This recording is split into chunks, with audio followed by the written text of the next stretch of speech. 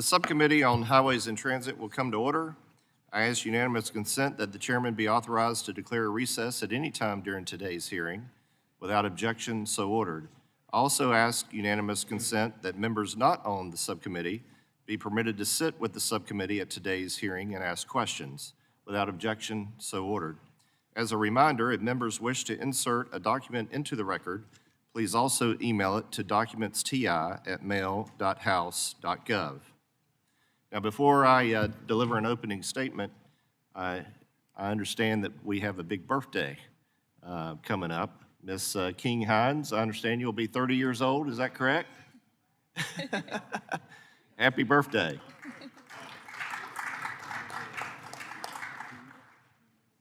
I now recognize myself for 5 minutes for the purposes of an opening statement. Today's hearing examines key issues concerning our nation's public transportation programs as the subcommittee works to develop and enact an on-time, multi-year surface transportation bill. The Federal Transit Administration, or FTA, provides funding and technical assistance to public transportation systems across the nation to move people safely, connecting them to workplaces, airports, doctor's appointments, and more. From buses and streetcars to ferries and rail systems, transit systems connect our communities and have the potential to drive greater economic opportunities, especially in rural areas. Ensuring transit services reflect the needs of communities served while providing such services efficiently and safely is a goal all lawmakers share. Unfortunately, it's no secret that pandemic-era restrictions and work-from-home policies made already declining ridership rates that much worse, resulting in a historic decline in overall fare revenue collections for transit systems of all sizes across the nation. In response, Congress provided FTA with nearly $70 billion in supplemental funding to cover short-term budget gaps, mainly for operating expenses and labor cost. Shortly after, the Infrastructure Investment and Jobs Act, or IJA as we call it, was signed into law in November 2021 and provided $108.2 billion for public transportation through fiscal year 2026. IJA alone authorized a 77% increase in federal funds for FTA compared to prior FAST Act authorization.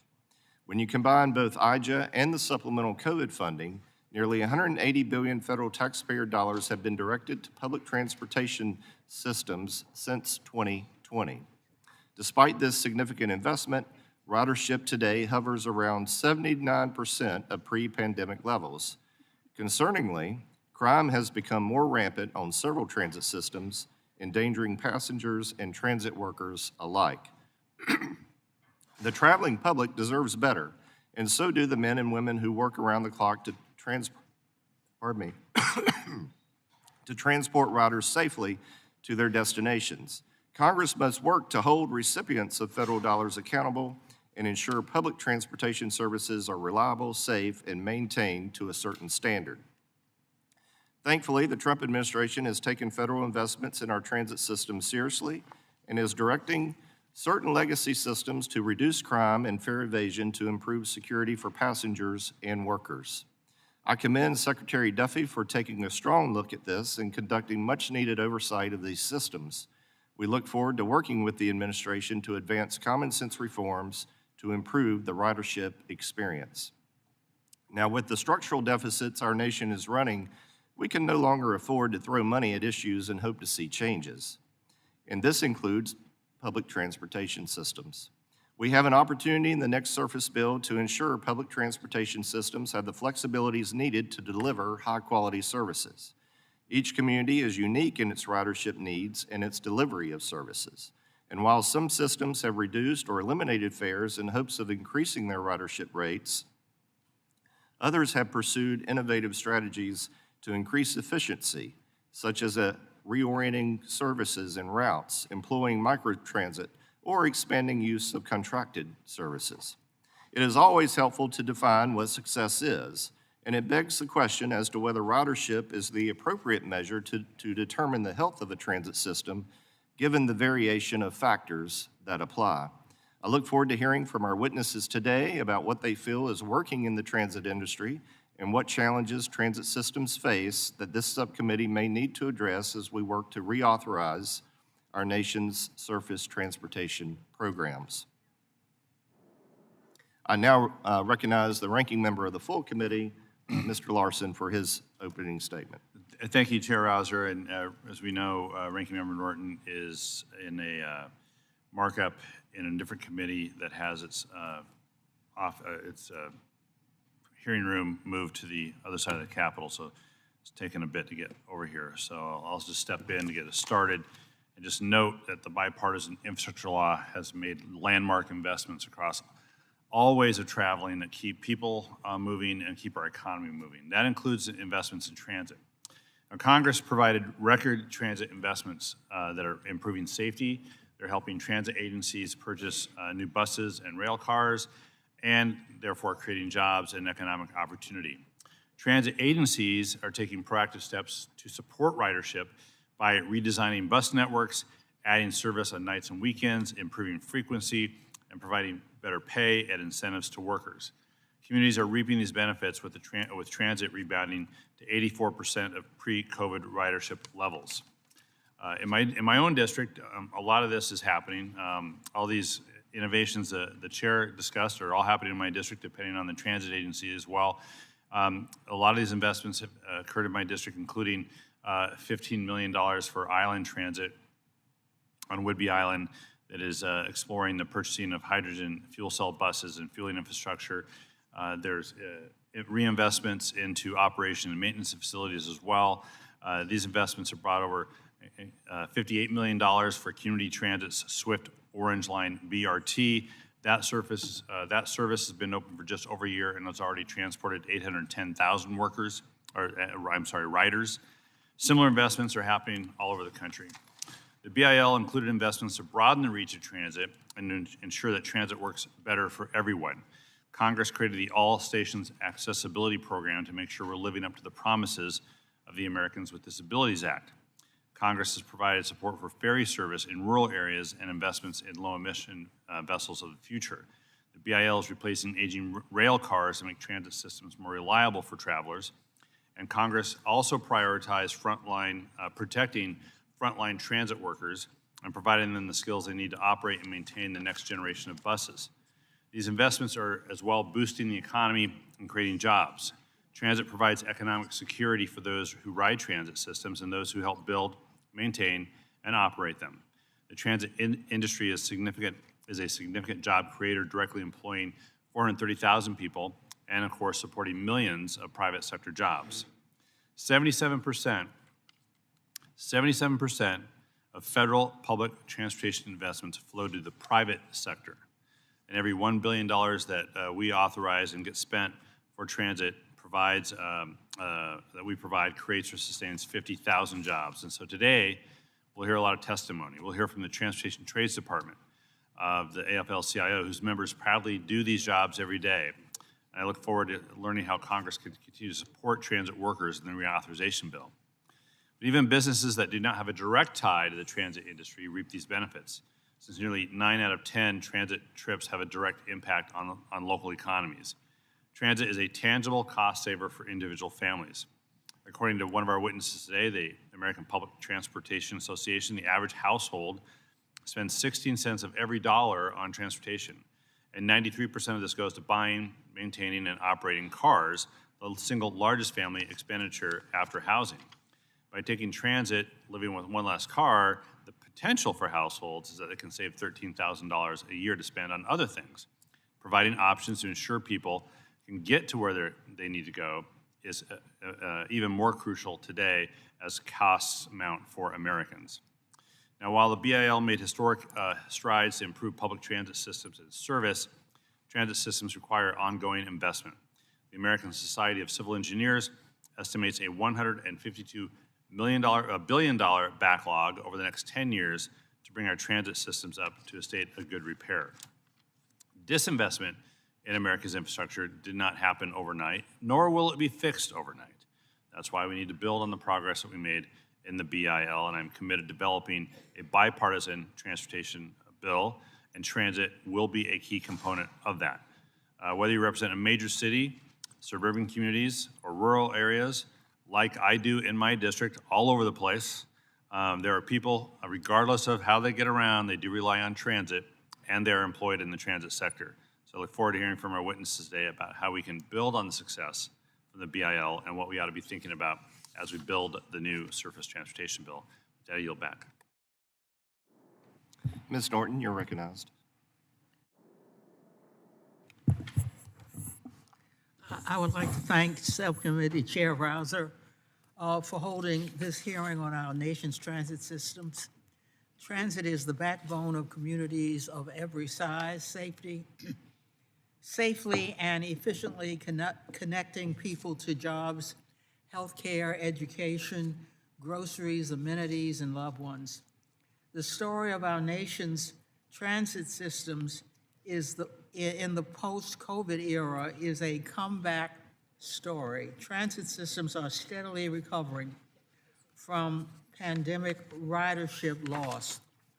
On average, transit systems have regained 84% of riders since the earliest days of the pandemic, a rebound that is evident across every mode. In some systems, that number is even higher. Here in the National Capital Region, Metro recently surpassed 1 million daily riders, a 5-year high. Metro has led the country in ridership recovery with 48 consecutive months of ridership growth. You don't have to be a transit rider yourself to celebrate these gains. Every dollar Congress invests in transit generates $5 in economic returns. Without public transit, DC would lose more than $9 billion, that's B with $1 billion, worth of economic activity due to traffic gridlock, delays in freight shipments, and lack of access to jobs. Transit is also the safest way to travel. Traveling by transit is 10 times safer than driving. In 2021, Congress delivered the largest transit investment in the nation's history through the Infrastructure Investment and Jobs Act. That law provided $108 billion to upgrade and modernize transit systems. In rural and urban communities alike, that law is helping transit agencies expand their service areas, purchase newer, greener fleets, and keep operators safe on the job. For example, Metro received more than $100 million to transition to zero-emission buses, which will reduce pollution, improve air quality, and keep the DC region on the move. Whether you are a transit rider or not, transit plays a crucial role in our transit system. Contrary to popular belief, there are more rural transit agencies than urban transit agencies. For many, riding transit is a choice. For others, transit may be their only option, including if they are in the 10% of the adult population which does not drive because of disability, a cost, or personal choice. Transit is a lifeline that is safe, affordable, and climate-friendly. I look forward to working with my colleagues to continue this committee's long history of supporting transit in the next surface transportation bill. Thank you. Gentlelady yields back. I would now like to welcome our witnesses and thank them for being here. Mr. Johnson, you have a constituent on the panel. I'll introduce you to introduce her. Well, I hate to correct you, Mr. Chairman, but I don't have a constituent. I've got a friend. Barb Klein, since 1989, has been one of the really great transit leaders in South Dakota. And of course, things are different in rural America. Y'all have mentioned that in your opening comments. It's not always that easy to just dash off to the doctor's office or to the school or the grocery store or to work. And Barb's agency, our Prairie Hills Transit, which started with one van and has grown to 60 vehicles that serves a 16,500 square mile area. It's just remarkable. And she has a passion and knowledge, and we are all going to learn a lot from her today. My friends, my colleagues, buckle up. You are going to get the full Barb Klein today. I understand, Ms. Klein, your grandson, Jackson, is with you. Jackson, where are you? Oh, right back there. I see. With that, let me also introduce Mr. Nat Ford, who's testifying on behalf of the American Public Transportation Association. We have Mr. Matt Butterball, I love that name, by the way, who's testifying on behalf of the North American Transit Alliance. Mr. Baruch Fagenbaum, who's representing the Reason Foundation, and Mr. Greg Regan, representing the Transportation Trades Department of the AFL-CIO. Thank each of you for being here today. Now, briefly, I want to take a moment to explain our lighting system, pretty self-explanatory. There are 3 lights you'll find in front of you. One's green, means go. Yellow means time's about to run out, and red means wrap it up just as quickly as you possibly can. I ask unanimous consent that the witness's full statements be included in the record. Without objection, so ordered. I ask unanimous consent that the record of today's hearing remain open until such time as our witnesses have provided answers to any questions that may be submitted to them in writing. Without objection, so ordered. I also ask unanimous consent that the record remain open for 15 days for any additional comments and information submitted by members or witnesses to be included in the record of today's hearing. Without objection, so ordered. As your written testimony has been made part of the record, the subcommittee asks that you limit your oral remarks, as mentioned previously, to 5 minutes. With that, Mr. Ford, you are recognized for 5 minutes for your testimony. Well, thank you, and good morning, Chairman Rouser, Ranking Member Norton, Ranking Member Lawson, and Chairman Graves, and members of the subcommittee. Thank you for the opportunity to testify on behalf of the American Public Transportation Association, better known as APTA. My name is Nat Ford, and I have the honor of serving as the CEO of the Jacksonville Transportation Authority in Jacksonville, Florida. We are a multimodal agency that operates public transportation in Northeast Florida and has the duties and responsibilities of an expressway authority. We have delivered on time and on budget transportation and infrastructure projects worth hundreds of millions of dollars.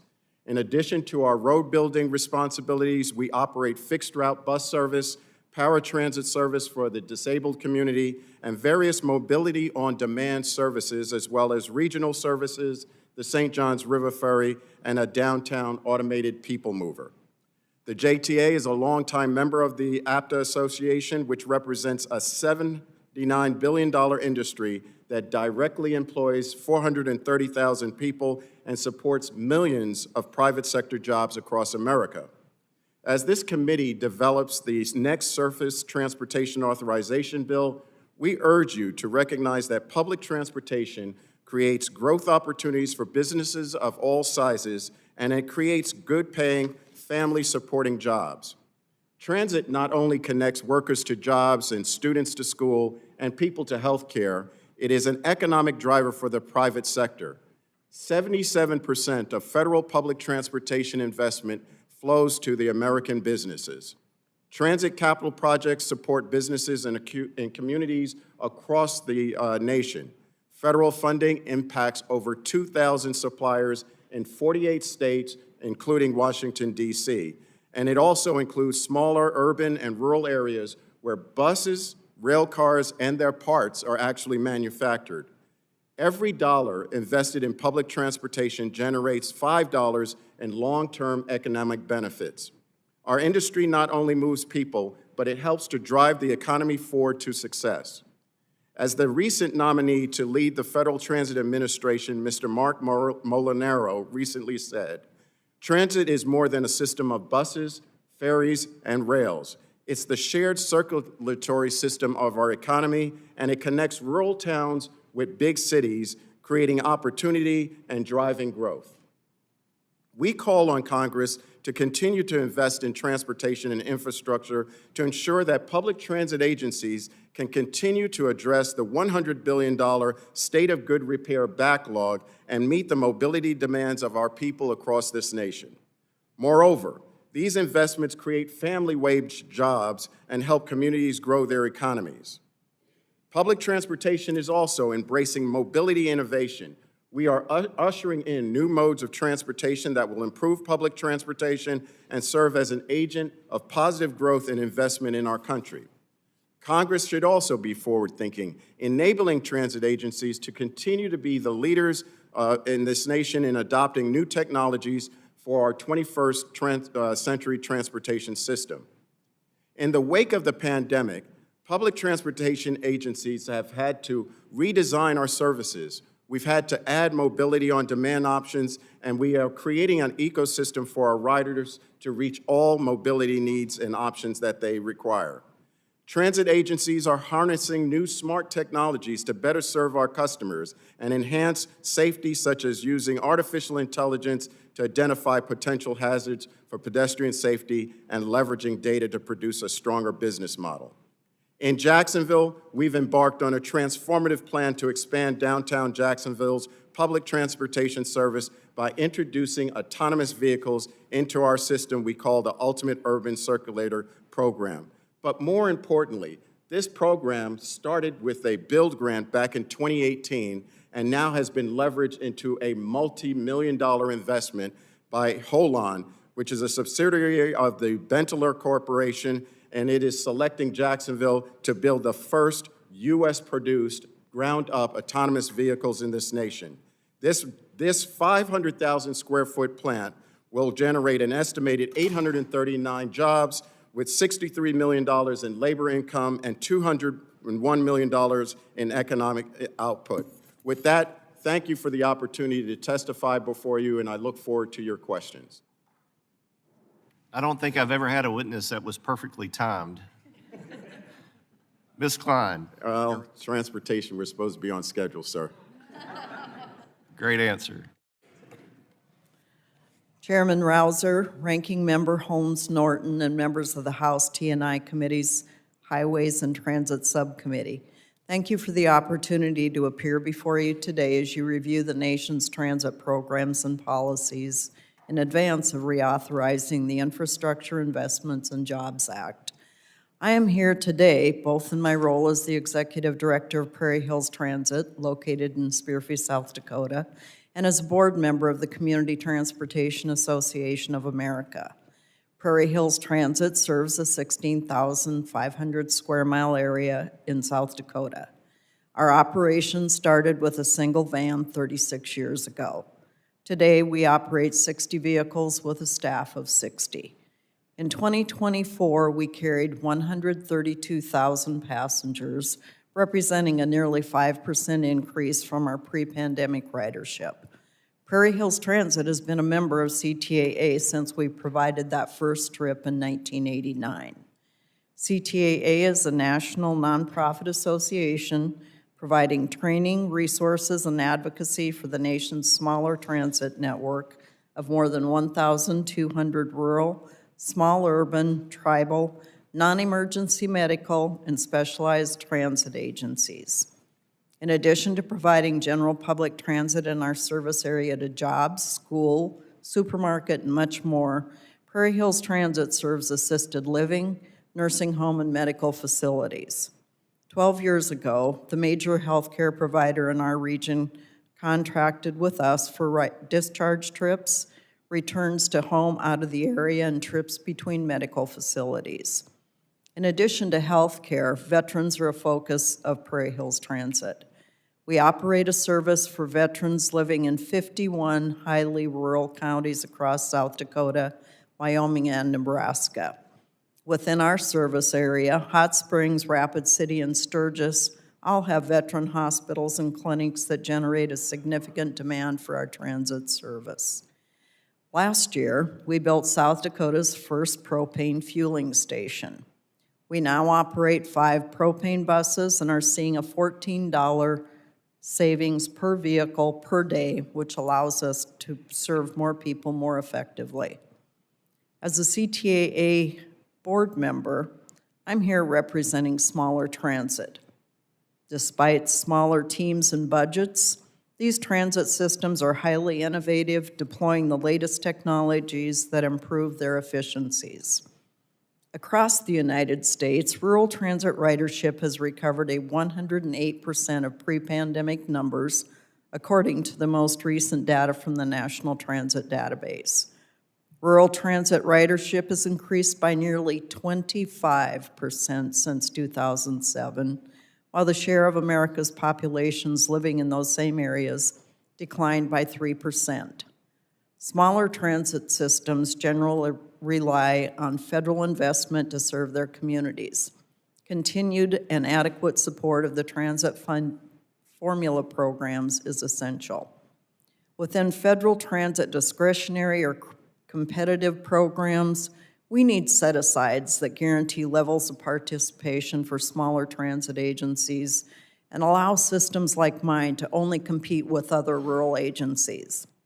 Coming up with local match is an increasing challenge for rural and small city public transit systems. The vast majority of federal transit programs require 20% local match. Rural and small city transit systems are required to match at 50%. The solution is standardizing the match rate for rural and small urban operating funds at 20%. This would not increase the federal spending on this level. A critical way that this committee can assist smaller transit is right-sizing the regulatory burden. Like my operation back home, CTAA's members typically have small administrative staffs that perform a variety of job functions. My written testimony provides a number of regulatory relief strategies. Smaller transit systems are highly effective and efficient providers that coordinate a variety of funding sources and contracts into vital mobility.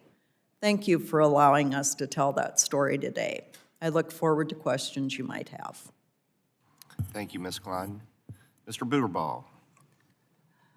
Chairman Rouser, Ranking Member Norton, and members of the Subcommittee on Highways and Transit, on behalf of North American Transit Alliance, NATA, I thank you for the opportunity to testify on American Builds, a review of the nation's transit policies. My name's Matt Booterbaugh. I'm CEO of RATPDev USA. I'm also a board member of NATA. NATA represents the 6th largest private transit contractors in the US, including RATPDev, TransDev, Keolis, MV Transportation, We Drive You, and Beacon Mobility. Collectively, our members employ over 71,000 people and serve more than 700 million riders annually.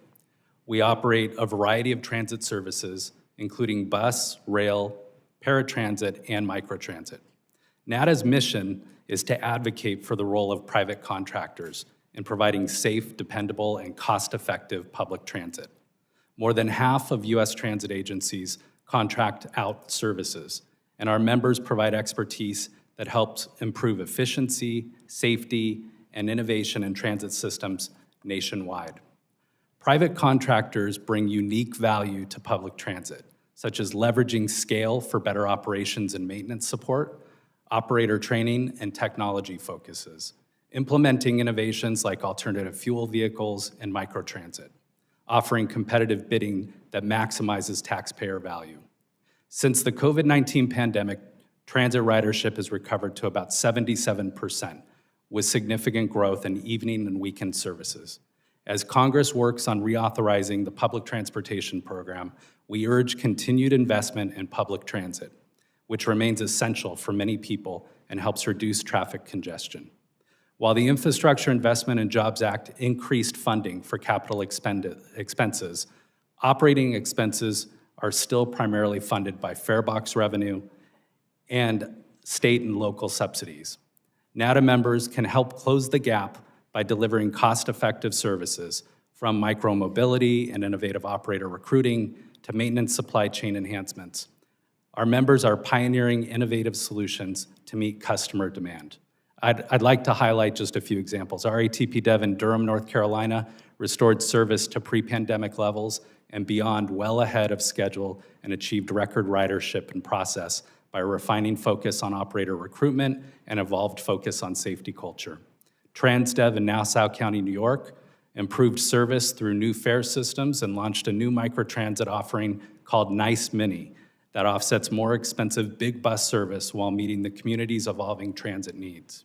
Keolis partnered with the Massachusetts Bay Transportation Authority, introduced popular $10 weekend fares for those riding the metro, boosting ridership during the weekend as a new generation of riders use public transit, not just to commute to work on typical work days, but to also spend time enriching their lives in the city of Boston on the weekends. And MV Transportation and LADOT in Los Angeles also developed a microtransit service with a 97% rider satisfaction rate at a lower cost than other options. NADA's recommendations are as follows. Transit agencies should annually consider whether contracting out services could improve service and reduce costs. Before cutting needed services, agencies should evaluate through a formal RFP process if contracting out can maintain service levels at a lower price point. Congress and FTA should consider contracting practices when awarding discretionary grants, assessing systems funded under the Capital Investment Grant Program. The idea being that those agencies with an eye on running the most cost-effective and efficient services should be given priority on grant awards. Incentives and disincentives outlined in contracts should be limited to no more than 1% of annual contract value, encouraging competition and ensuring contract stability in a low-margin industry. Related to actual contracting process, an update of the FTA's best practice procurement manual to reflect current best practices and increase competition to include clearly defined scope of work and performance metrics during RFPs is essential. Enabling the ability for negotiations to occur when unforeseen things happen and change the scope of a contract, extending operations and maintenance contracts to a 6 to 10 year base term rather than the 3 to 5 year base terms that we see today, and language that supports bilateral decisioning of option extension periods versus the unilateral language that we see in contracts today. In conclusion, NADA looks forward to continuing to work with the subcommittee as you develop reauthorization legislation. Thank you for the opportunity to testify today, and I'd be happy to answer any questions that the committee may have. Mr. Feigenbaum. Chairman Rouser, Ranking Member Norton, and fellow members, my name is Brooke Feigenbaum. I'm the Senior Managing Director for Transportation Policy at Reason Foundation, a nonprofit think tank with offices in Los Angeles and here in DC. I'm a graduate of the Georgia Institute of Technology with degrees in public policy and transportation planning with a concentration in engineering. I've been studying transportation since my undergraduate capstone on freeway congestion. I worked here on Capitol Hill for Representative Lynn Westmoreland of Georgia, who some of you may remember fondly or otherwise. With Reason, I have worked with more than 20 states as well as the federal government to implement transportation policy and funding reform, and I currently serve on 3 National Academy of Sciences committees, managed lanes, intelligent transportation systems, and most relevant to today, bus transit systems. Transit systems operate across the country, from New York City to Cheyenne, Wyoming. They use different vehicles, have different ridership profiles, and serve vastly different communities.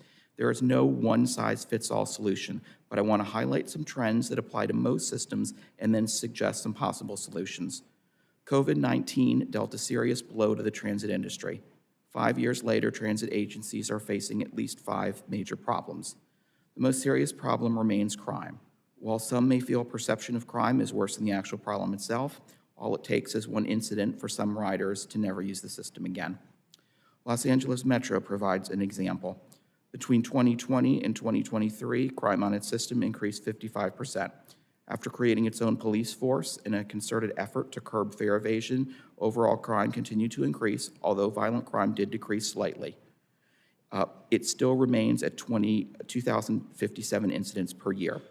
Just in the first 6 months of 2024, last year, a rider was shot on a train platform, another was shot on a bus, one was stabbed on a bus, and another was attacked with a wrench.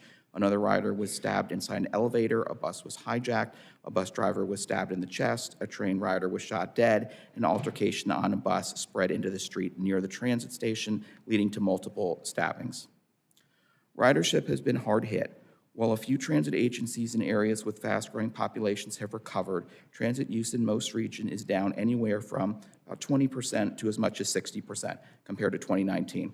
And 2019 was far from the high water mark for passengers. APTA's 2022 passenger transportation fact book shows transit ridership has declined approximately 20% across the country between 2014 and 2019. There are several reasons why ridership levels have declined. I mentioned crime. Another is the increase in people's ability to work from home. A third is convenience. During the pandemic, many workers switched to driving and found it faster and more enjoyable, and they have been hesitant to switch back from driving, carpooling, or vanpooling. As a result, the fare box recovery rate, the percentage that riders' fares pays of operating costs, has slipped from 20 to 60% to 5 to 40%. That means taxpayers are now subsidizing the majority of the operating costs for every system in the country. Given these high costs with limited ridership, it helps to examine who we are subsidizing. There are two types of transit ridership: riders, choice and dependent. Choice riders have access to a vehicle. These riders tend to like living near stations but tend to use transit less frequently. They also tend to ride rail far more than bus. Most of the decline in transit ridership has come from choice riders. Dependent riders do not have access to a vehicle and tend to ride transit more frequently. They tend to ride bus more than rail and tend to have lower incomes. While dependent riders traditionally lived in the urban core of metro areas, they also now live in suburban, exurban, and rural areas in the U.S. Part of the cost escalation is the proliferation of new light rail lines. A newer technology, bus rapid transit, is 1/3 to 1/9 cheaper, and many metro areas are adopting it. For operating and maintenance costs, agencies often wait too long to complete needed maintenance. I would just point to some of the problems that WMATA here in the region has had, including a fire that led to a tragic loss of life. Obviously, we want to fix that. So given these challenges, what should we be doing? First, focus on the core customers, transit-dependent riders. They need transit, and they tend to use it much more than choice riders. Right-size the type of transit system being used. Transit-dependent customers use bus more than rail. In urban areas, focus on expanding your bus network. Make sure it is set up in a grid design, not a radial design. Operate schedules on a regular basis and focus on areas of extreme density. Look at on-demand option in suburban agencies. Second, encourage agencies to focus on transit operations and not capital. The share of federal funding for capital costs, in my opinion, should be reduced from 80% to 50%. Focus on generating additional new revenue, where possible, from advertising, and deploy more officers to transit systems. Thanks for the opportunity to testify. I'm happy to answer any and all questions, either here or for the record. Mr. Regan. Good morning, Chairman Rouser, Ranking Member Norton, and members of the subcommittee. On behalf of the Transportation Trades Department, AFL-CIO, and our 37 affiliated unions, I thank you for this opportunity. As America's largest transportation labor federation, TTD proudly represents the majority of public transportation workers in this country. Nobody knows the challenges and opportunities in this industry better than the frontline workers who keep it moving every single day. As Congress prepares to craft the next surface reauthorization, it faces a fundamental choice: continue treating workers as an afterthought, or recognize them as essential partners in building a transit system worthy of America's future. The upcoming service bill must address the scourge of violent assaults on transit workers. For over a decade, transportation labor unions have sounded the alarm about the epidemic of assaults on transit workers of all kinds. Bus drivers, subway operators, and commuter rail workers have all experienced it. The number of assault-related injuries in U.S. public transit rose by 232% in the last 10 years. In December, ATU member Sean Yim, a Seattle bus driver, was beaten and then murdered by a passenger who escalated a dispute over an open window. In February, a bus in Madison, Wisconsin crashed during its route after a passenger's relentless pushing and shoving of the operator. We've made some headway with our allies in Congress, but much work remains to be done. Specifically, transit operators need physical barriers that fully enclose their workstation to protect them, especially from unwanted entry of violent persons, dangerous fluids, or hurled objects. Congress must provide for such infrastructure and apply its oversight authority to encourage the Federal Transit Administration to finally promulgate a rule establishing vehicle safety standards designed to mitigate the threat of assaults. As far as workforce development, to ensure a strong transit workforce for the future, we must also ensure employees receive adequate training and upskilling. We urge Congress to build on existing transit workforce development measures in any service bill. For example, the low-no emission bus grant program in the infrastructure law is a great program that requires 5% of funds be used for workforce development. Now that this program has been put to the test, we see that more resources are needed, and we support raising that set aside 10%. Congress must also codify the Transit Workforce Center and ensure that it is funded so that transit systems across the country and their employees have high-quality curricula for training their workers. Congress not only has the power to shape the transit workforce of the future, it also has a central role to play in shaping the future of automation in transit. When drafting the upcoming Surface Bill, Congress must prioritize public safety by including a clear and enforceable federal framework for autonomous vehicles. Any framework must, 1, require certified operators on board, 2, ensure any agency receiving federal funds submits a comprehensive workforce development plan, and this should ensure that workers are not replaced but retrained, so that these technologies, if they one day prove themselves safe, that the workers have the ability to upscale and be ready to move these systems forward. This is especially urgent as some AV deployments have moved forward with temporary waivers or exemptions from core transit safety rules, which is an unacceptable trend. FTA already has a statutory safety mandate. It must use it to ensure the public dollars fund public goods, not unsafe, unregulated alternatives. Any surface reauthorization bill must also address the fiscal cliffs that many transit agencies across the country are facing. After ridership fell to 20% of pre-pandemic levels during the COVID-19 crisis, Congress rightfully stepped in and provided operational support to keep the doors open. This helped essential workers get to their essential jobs and retained operational capacity for when our systems fully recovered after the pandemic.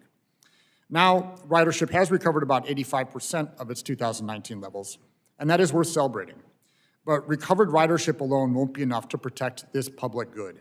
Congress must amend federal funding programs to restore the flexibility that would allow transit systems to keep their service running, improve reliability, and address this public safety crisis. This involves opening federal funds up for operations use instead of keeping the current restriction on capital projects. Giving agencies better access to operational support would empower them to make much-needed safety investments, like installing physical barriers to protect the operator workstation, expanding the presence of law enforcement, and other physical improvements like more effective cameras and better fare gates.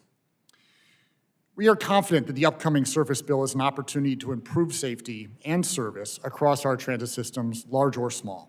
I look forward to working with each of you to address the transit worker assault crisis, operational funding issues, workforce development needs, autonomous technology deployment, and more. Thank you, and I look forward to your questions.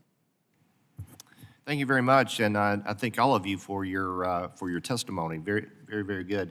Mr. Ford, I got a little ahead of myself and did not recognize, I believe you have your wife here, if you want to recognize her real quickly. My wife, Janet Walker Ford, has joined me today to support me in my testimony. Janet? Well, they say behind every great man is a really, really great woman. Yes, definitely. Mr. Ford, I'm going to start with you on the questions. As I mentioned in my opening remarks, FTA received a historic level of investment from IJA and supplemental COVID funding, yet ridership numbers remain below pre-pandemic levels. The FTA also reports the injury rate per 100 million passengers has jumped 294% and fatalities 300% from 2008 to 2022. So what suggestions does APTA have to address crime and improve overall ridership numbers on transit systems, with the understanding, of course, that we don't have an unlimited checkbook? Yes. Thank you for that question, Mr. Chairman. And let me start by saying to the entire committee, one crime or one incident harming an employee or any of our riders is one too many. And my peers around the country, both on the private sector side as well as on the public agency side, we're doing all that we can, using technology to identify risks in terms of our operations and where potential accidents may occur or incidents may occur as it relates to crime, using artificial intelligence and a whole host of other tools to dissuade crime on our systems. We want to try and put this in a bit of perspective in terms of safety overall. Public transportation is one of the safest modes in carrying people and moving people in our community. In fact, it's compared to actual cars operating on our roads and our streets, we're 10 times safer. However, in terms of our systems, a crime, unfortunately, is one too many. Having said that, I just want to keep things in perspective. Using transit saves lives, and by getting people off the street and getting them on our public transportation systems. We do believe that federal funding is critical in that. You may have heard that in terms of our state of good repair. The backlog of state of good repair does move into the realm of creating unsafe systems and operations. And so continuing federal funding at the highest levels that we could have it provided will allow us to be safer systems. We have also looked at data related to the communities we operate in. You know, as we watch crime throughout our communities, our systems in many cases are the place of refuge for a lot of the citizens in our communities. They see our stations and our terminals as places of safety and security.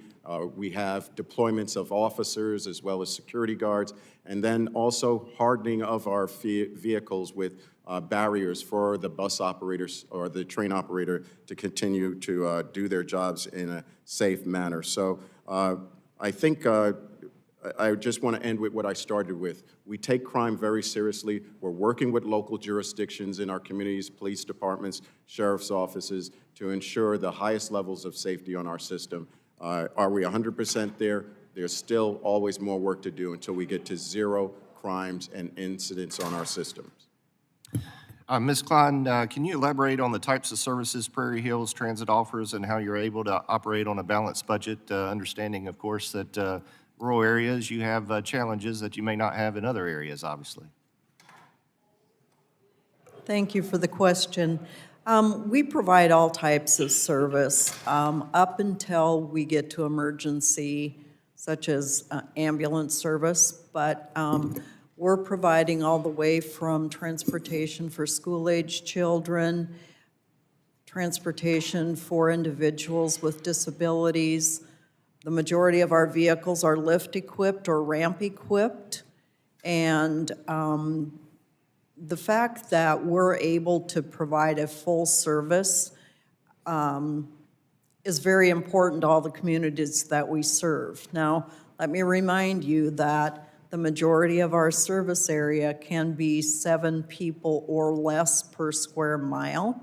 So the fact that we're able to still serve those individuals living in highly rural areas, or sometimes we call them frontier, is optimal to allowing those individuals to continue living in their own homes, being tax-paying members, you know, productive citizens in their own communities. Mr. Butterball, really quickly, contracted services can improve efficiency and decrease overall costs. Can you talk about that a little bit in the last 20 seconds? Sure. I'll try to be quick. So we really view it as an opportunity by strengthening transit by combining public oversight with private innovation and flexibility. So our focus is really to look at systems, work with agencies in collaboration to figure out how we can build more effective, efficient systems through operator training, innovation, and just our scale across the globe. Yeah. My time has expired. Ms. Norton.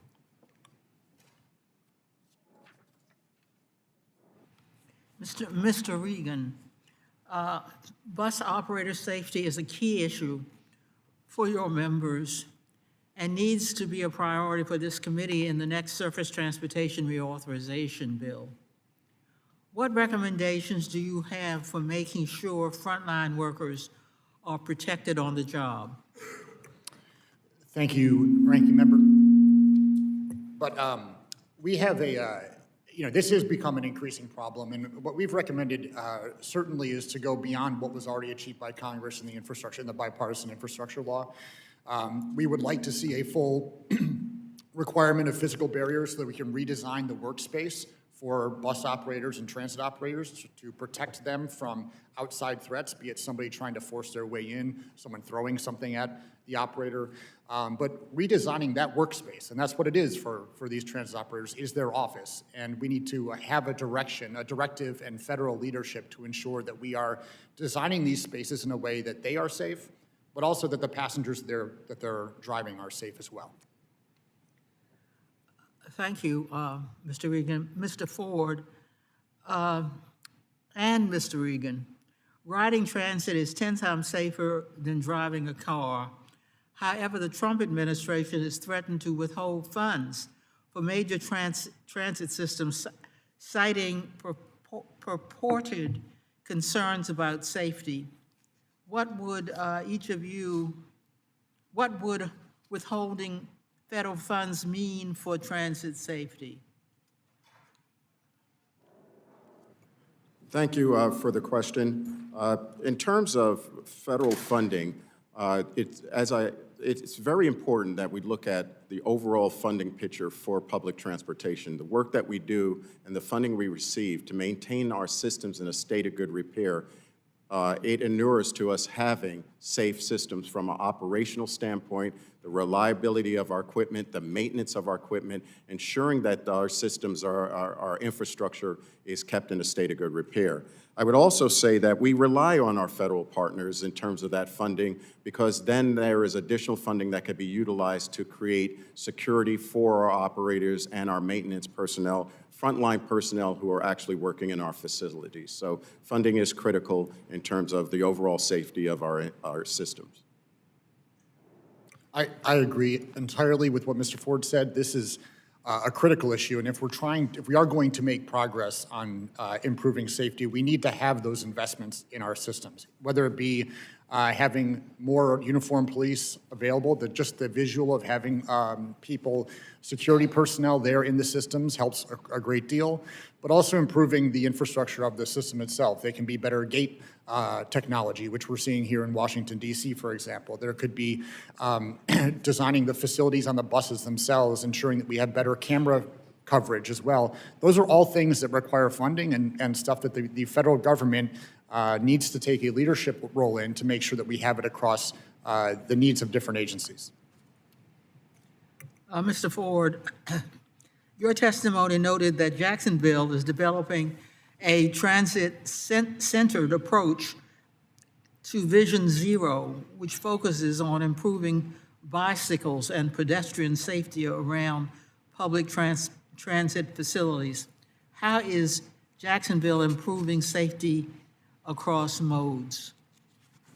Thank you for the question. We believe in a holistic transportation system approach. And so as we have done work with our current transit system, and back in 2015, we did a total restructuring of our route structure that had been in place for 30 years. What we attempted to, when we did that, we identified gaps, sidewalk gaps, bike lane gaps that actually hindered the utilization of our transit system. So we have adopted a complete streets process that when we do a road project or a transit project, we look at accessibility for all modes, whether you're in a car, riding public transit, biking, or walking. And we have a holistic approach to infrastructure, which has improved the safety in our community for all users of our roadways. Thank you, Mr. Chairman. I yield back. Mr. Webster. Thank you, Mr. Chairman. Thank you for having this committee meeting. It's timely.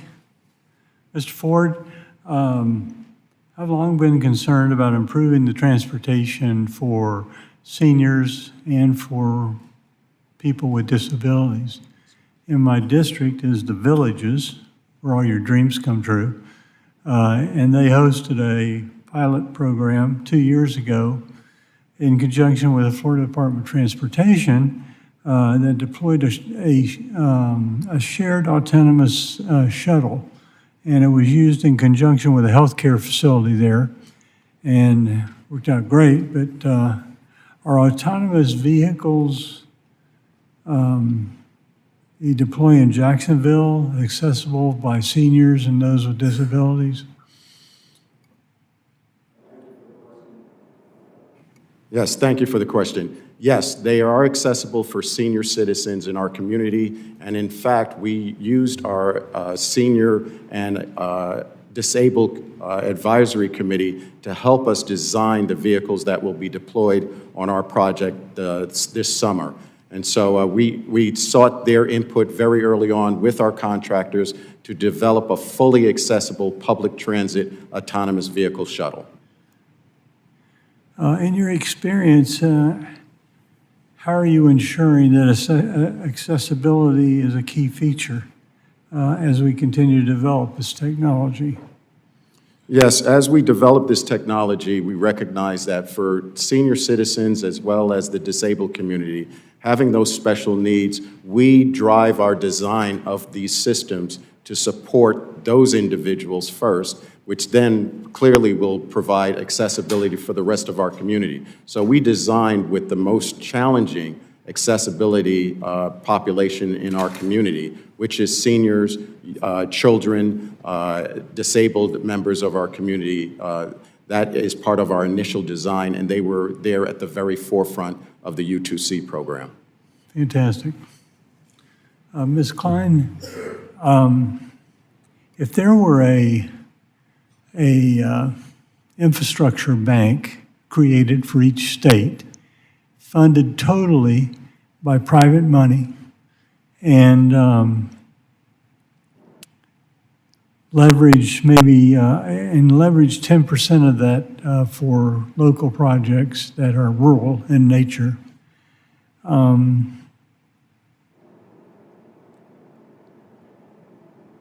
Could you see that helping in addressing some of the infrastructure needs that are a benefit to the transit industry? Thank you for that question. Our system never misses an opportunity to apply for funding similar to what you're speaking. And I believe that if we had something where we were able to do that, that it would definitely be beneficial for the rural areas and small communities. Great. Thank you very much. Yield back.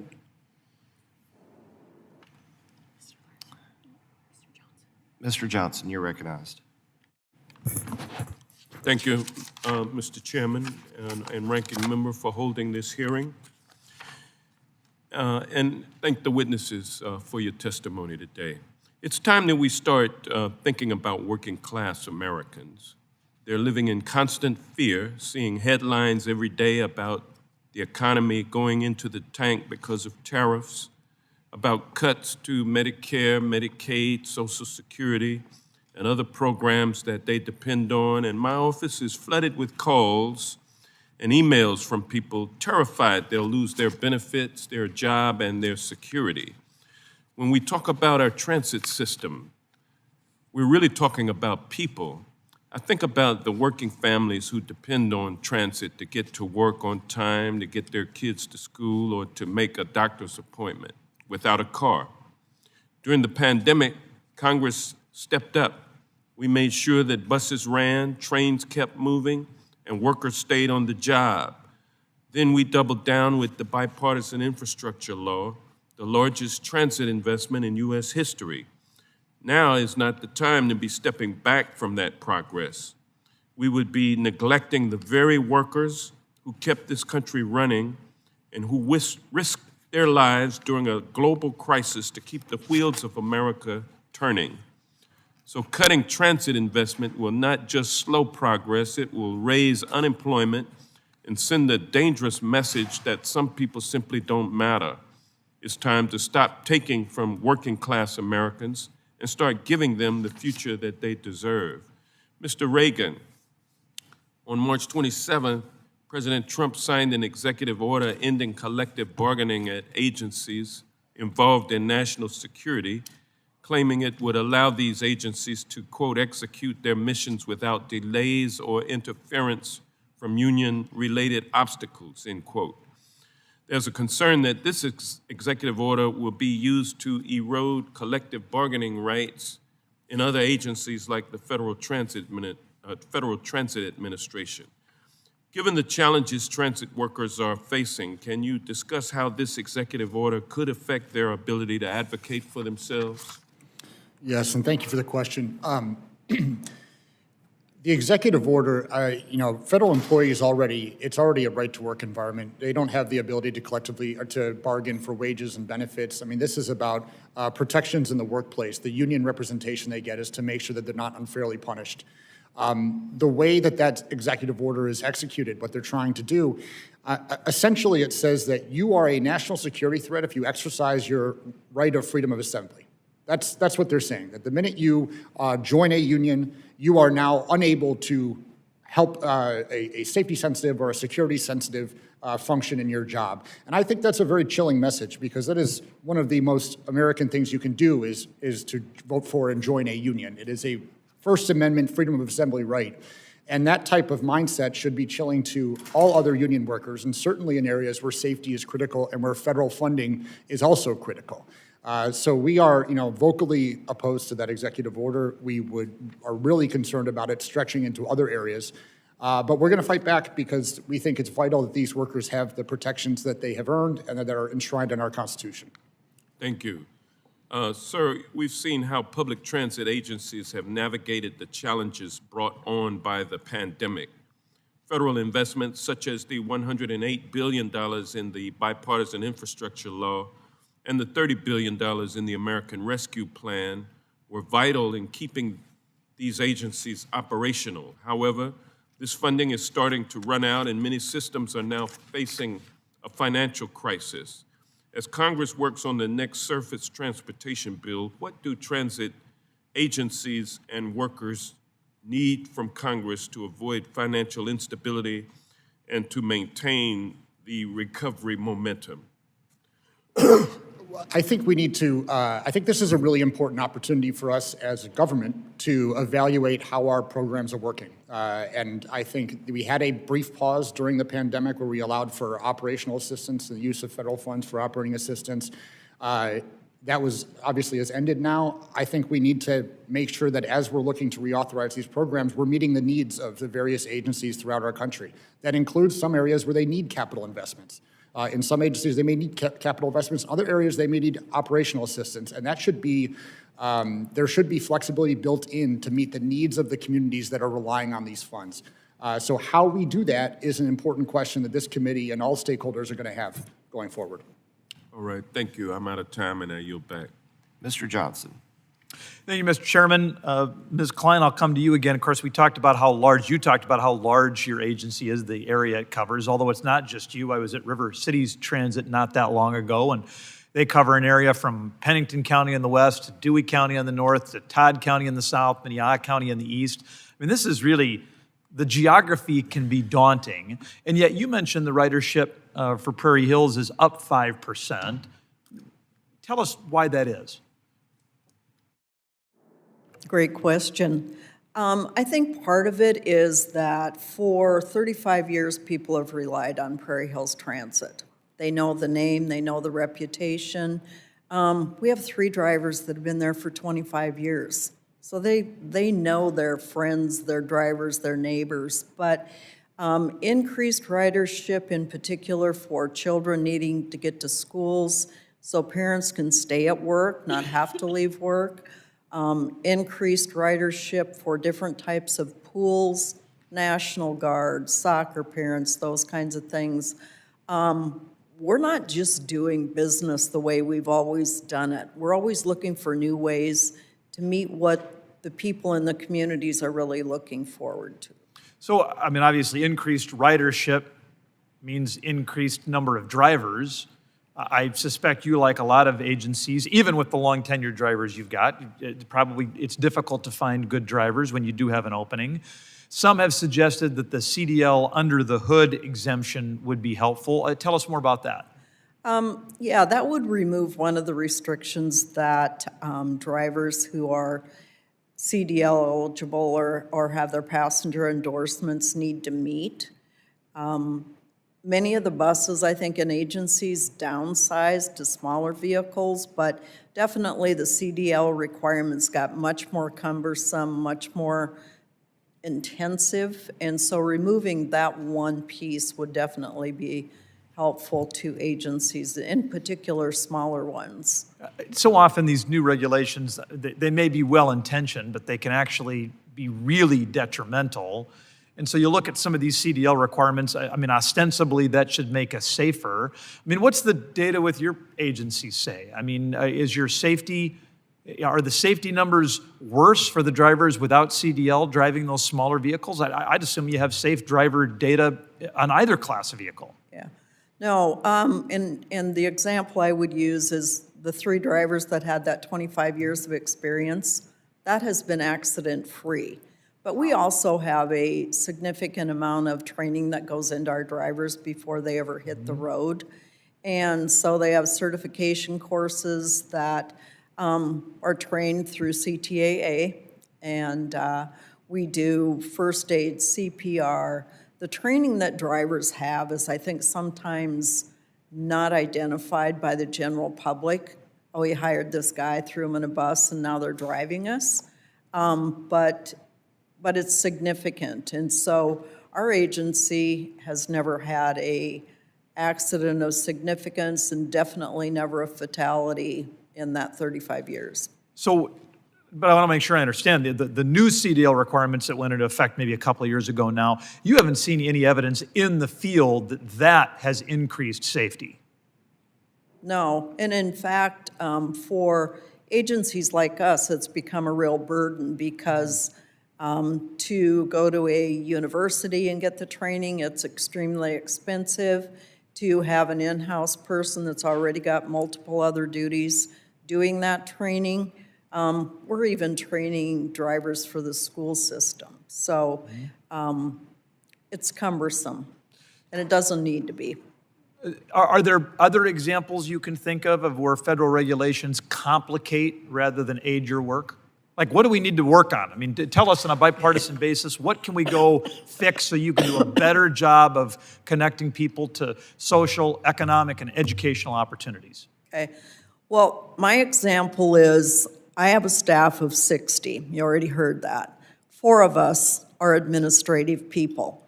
So every time a regulation comes up that says you need to do this, you need to do that, it's up to that staff of 4 to figure out how we do that to meet the relationships of all of the additional regulation. But certainly we can downsize that. We would really like to downsize that. NEPA is one of the requirements that would definitely help us in new projects, building projects. Mr. Chairman, I told you she was good. With that, I would yield back. Mr. Garcia. Thank you, Mr. Chairman, and of course, the witnesses today. The bipartisan infrastructure law provided a stable, predictable source of funding for numerous types of projects over a 5-year period. As we sit here, however, this administration is seeking to revoke projects that were funded by the infrastructure law. They're looking for projects that mention words like green, bicycle infrastructure, equity, and climate change. Some unobligated projects with these words would be subject to an additional layer of review, according to recent DOT memo. What message are we sending to state and local partners about the federal government's ability to keep its funding promises? What precedent does this set? We're talking about safety projects. Protected bike lanes connect people to bus and rail lines. Streetscape improvements enhance pedestrian safety and incentivize the use of public transit. Billions of dollars are at risk.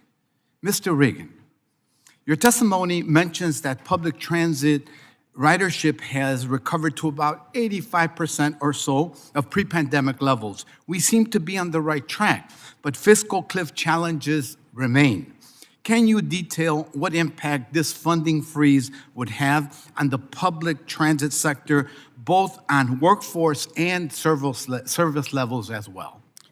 Thank you for the question, and I think it is very risky to be subjecting extra layering to these projects, both from the jobs perspective that I'm happy to represent, but also from the progress perspective of what the infrastructure law was intended to do over a 5-year period. And I think it's also important to remember that these grants, these projects that were being awarded, these were not developed by people at FTA, this is what your community needs. These are from local leaders who decided we should apply for money for this purpose because this is a need in our community. And I don't care if you're in a large city, like if you're in Manhattan, or if you're in Lincoln, Nebraska, or if you're in Jackson, Mississippi. there is going to be a need for federal funds, and the local leaders are deciding that this is something that will benefit our constituents. So when you're scrutinizing specific words in an application like that, it is going after the decisions made by local leaders that I think is very sort of tone deaf to what they're telling you what they need. They're telling you that this is how this money can help us, and we should be supporting all of those efforts regardless of where the project is. Thank you. I hope people are listening. I also appreciate your highlighting a topic that some see as an easy fix for financial challenges faced by transit agencies, that is, using autonomous vehicles in the public transit sector. We are seeing local pilot programs experiment with this technology. Without a federal framework, states are free to develop their own plans, potentially withhold without regard to the safety of pedestrians or bicyclists, or worse, allow unregulated testing. Mr. Reagan, do you agree that we need a uniform standard for autonomous vehicles in public transit? 100%. We cannot be deploying untested technology without a strict federal framework for how it can be deployed. And that includes on the safety front, but also on the workforce front. We should make sure that technology, as it's incorporated into our existing public transit systems, is additive to the workforce, that there are training opportunities, there's growth opportunities for the people who have these middle-class jobs in communities across the country. It would be unwise to think you can stop technology, but it is wise to think that we can create a policy framework that makes sure that as it's incorporated, it's done safely in a way that also benefits the communities economically and the people who are working in those systems. Well, thank you, and I'm working on a bill to do just that. On AV testing on our roads, this is my final question, and we've got half a minute to answer. What should this committee be thinking about regarding this technology as we approach the next surface reauthorization? Safety first. Any vehicles in the transit systems share the road space with pedestrians, with bicyclists, with private car operators. Adding into it a new technology, there's a lot of risks involved with that. And I think that it is incumbent upon regulators and legislators to make sure that we're doing it with an eye towards safety. If it is proven, if it's able to move forward, that we have safety is not going to be compromised at the least. Thank you, and thank you for your indulgence. Mr. Chairman, I yield back. Mr. Crawford. Thank you, Mr. Chairman. One of the biggest issues that we wrestle with in this body across committees is urban versus rural divide. And one of the things that we struggle with, regardless of the topic of conversation, but the lane I want to go down today is exactly that. And that is, as you know, Ms. Klein, IJA provided approximately $108.2 billion for FTA-administered programs. Large transit systems account for the majority of national transit ridership and service, but many of those systems can't even turn a profit and depend on federal funding to operate. For example, through COVID relief bills, FTA was provided with almost $70 billion in emergency supplemental funding, and somehow that large transit system received 53.6% of that funding. Districts like mine are left watching these large transit systems take the bulk of the funding, and then my communities are scraping the bottom of the barrel for what's left. These metropolitan transit authorities are taking advantage of the system and leaving the rural areas to fend for themselves. So, Mrs. Klein, can you explain to me how rural communities can compete against large transit authorities when it comes to federal funding? The honest answer is I don't think we can compete with them. But we do a really good job of being able to develop private partnerships, public partnerships, engage in additional contractual work that helps support what we do. And because we are so rural, I think the majority of the individuals living in those communities have our backs too. So they're helping us with the dollars that come in. But we're not able to compete with the huge urbanized properties. We develop close relationships with our closest small urban system and work with them closely. But funding-wise, their funding is a totally different resource. It comes directly to them. For a rural system like us, we're a subrecipient of the dollars that come to the state. So, one of the things that you start talking about transit systems, and most people sort of default to rail, commuter rail, things like this. But rural communities, that construct just doesn't exist. So we rely more heavily on infrastructure, that is our roads and bridges that serve transit authorities like yours. Infrastructure is the most important part of transit operations, whether it's rail or road. It's vital that they're properly maintained and updated. But when it comes to funding for transit infrastructure, the bulk of the funding goes toward those large transit authorities that I described. What we consider our first thought is some of the rail infrastructure. So it's important to continue to update and improve transit infrastructure for large metro areas. I'm not denying that. This doesn't address the overall issue of the rural problem, though. And I'm just wondering if you can provide me with some insight on how improving rural infrastructure can impact the overall health of our nation's transit systems. Thank you. I think that improving funding would be very helpful. In South Dakota in particular, and many other rural states, roads, highways, bridges are very important. And as an aside, we've done a suspension system on our buses, but that's all we operate. We don't operate rail. We don't operate ferries in South Dakota. So the ability to work through that is the important part for us. Additional funding is always great. Do we think that's going to happen right now? Probably not, but formalized funding, 5310, 5311, 5339, are really important in the continued support through those funds. Appreciate that. Let me talk about innovation. Transit legacy systems such as subways, things that we probably most often think about when we talk about transit systems, are often very cost inefficient, unable to turn a profit. So let me ask you, Mr. Feigenbaum, would investments in new technology and transit systems such as autonomous vehicles and buses free up more transit dollars to be invested in smaller and more rural communities?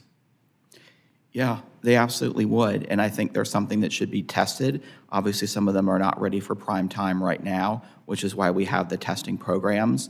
But, I know it's a contentious issue, but labor costs are one of the highest costs of transit. And so, to try to get the overall system a more service at a lower cost, that's one of the things that a lot of transit agencies are looking at. Excellent. Thank you all for being here. You've been very helpful. Appreciate it. Mrs. Hoyle. Thank you, Mr. Chair. First of all, I'd like to recognize two constituents who are here from my district, Jameson Auden, the Director of Lane Transit District, and Susan Sunkum Cox, who is the Chair of the Lane Transit Board.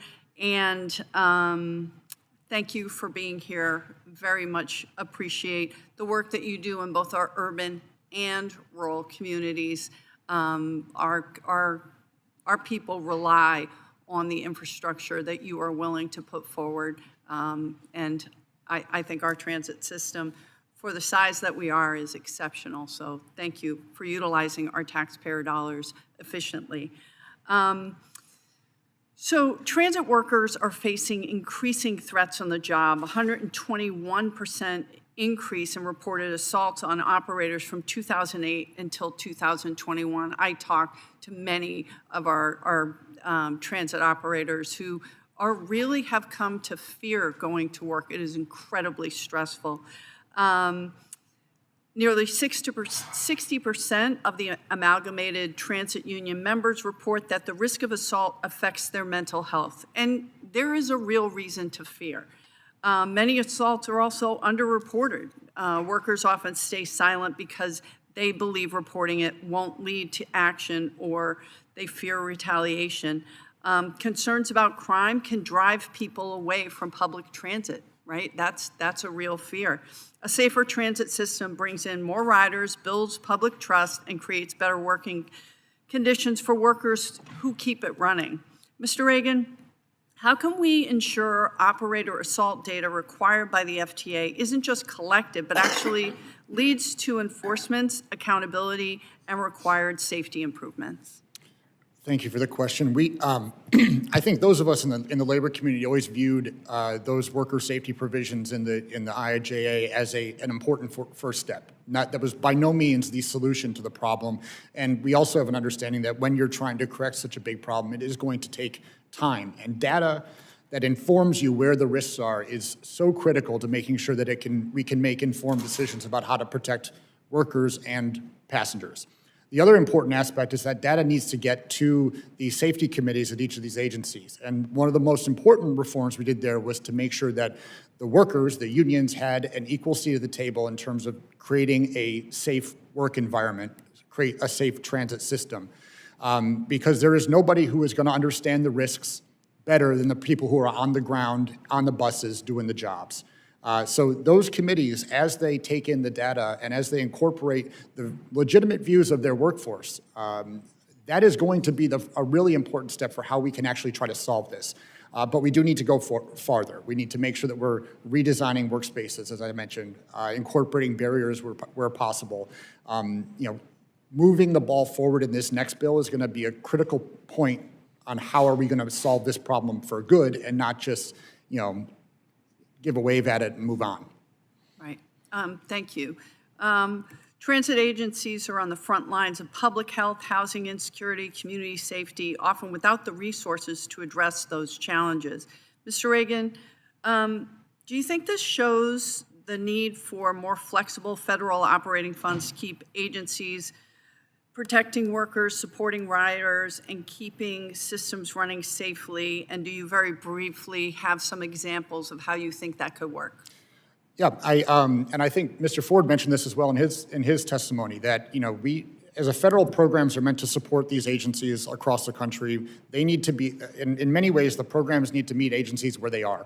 That means there are going to be some places that desperately need operating assistance and other places that need capital assistance to invest in new buses. And we should be designing these programs so that it's meeting the needs of different types of agencies across the board.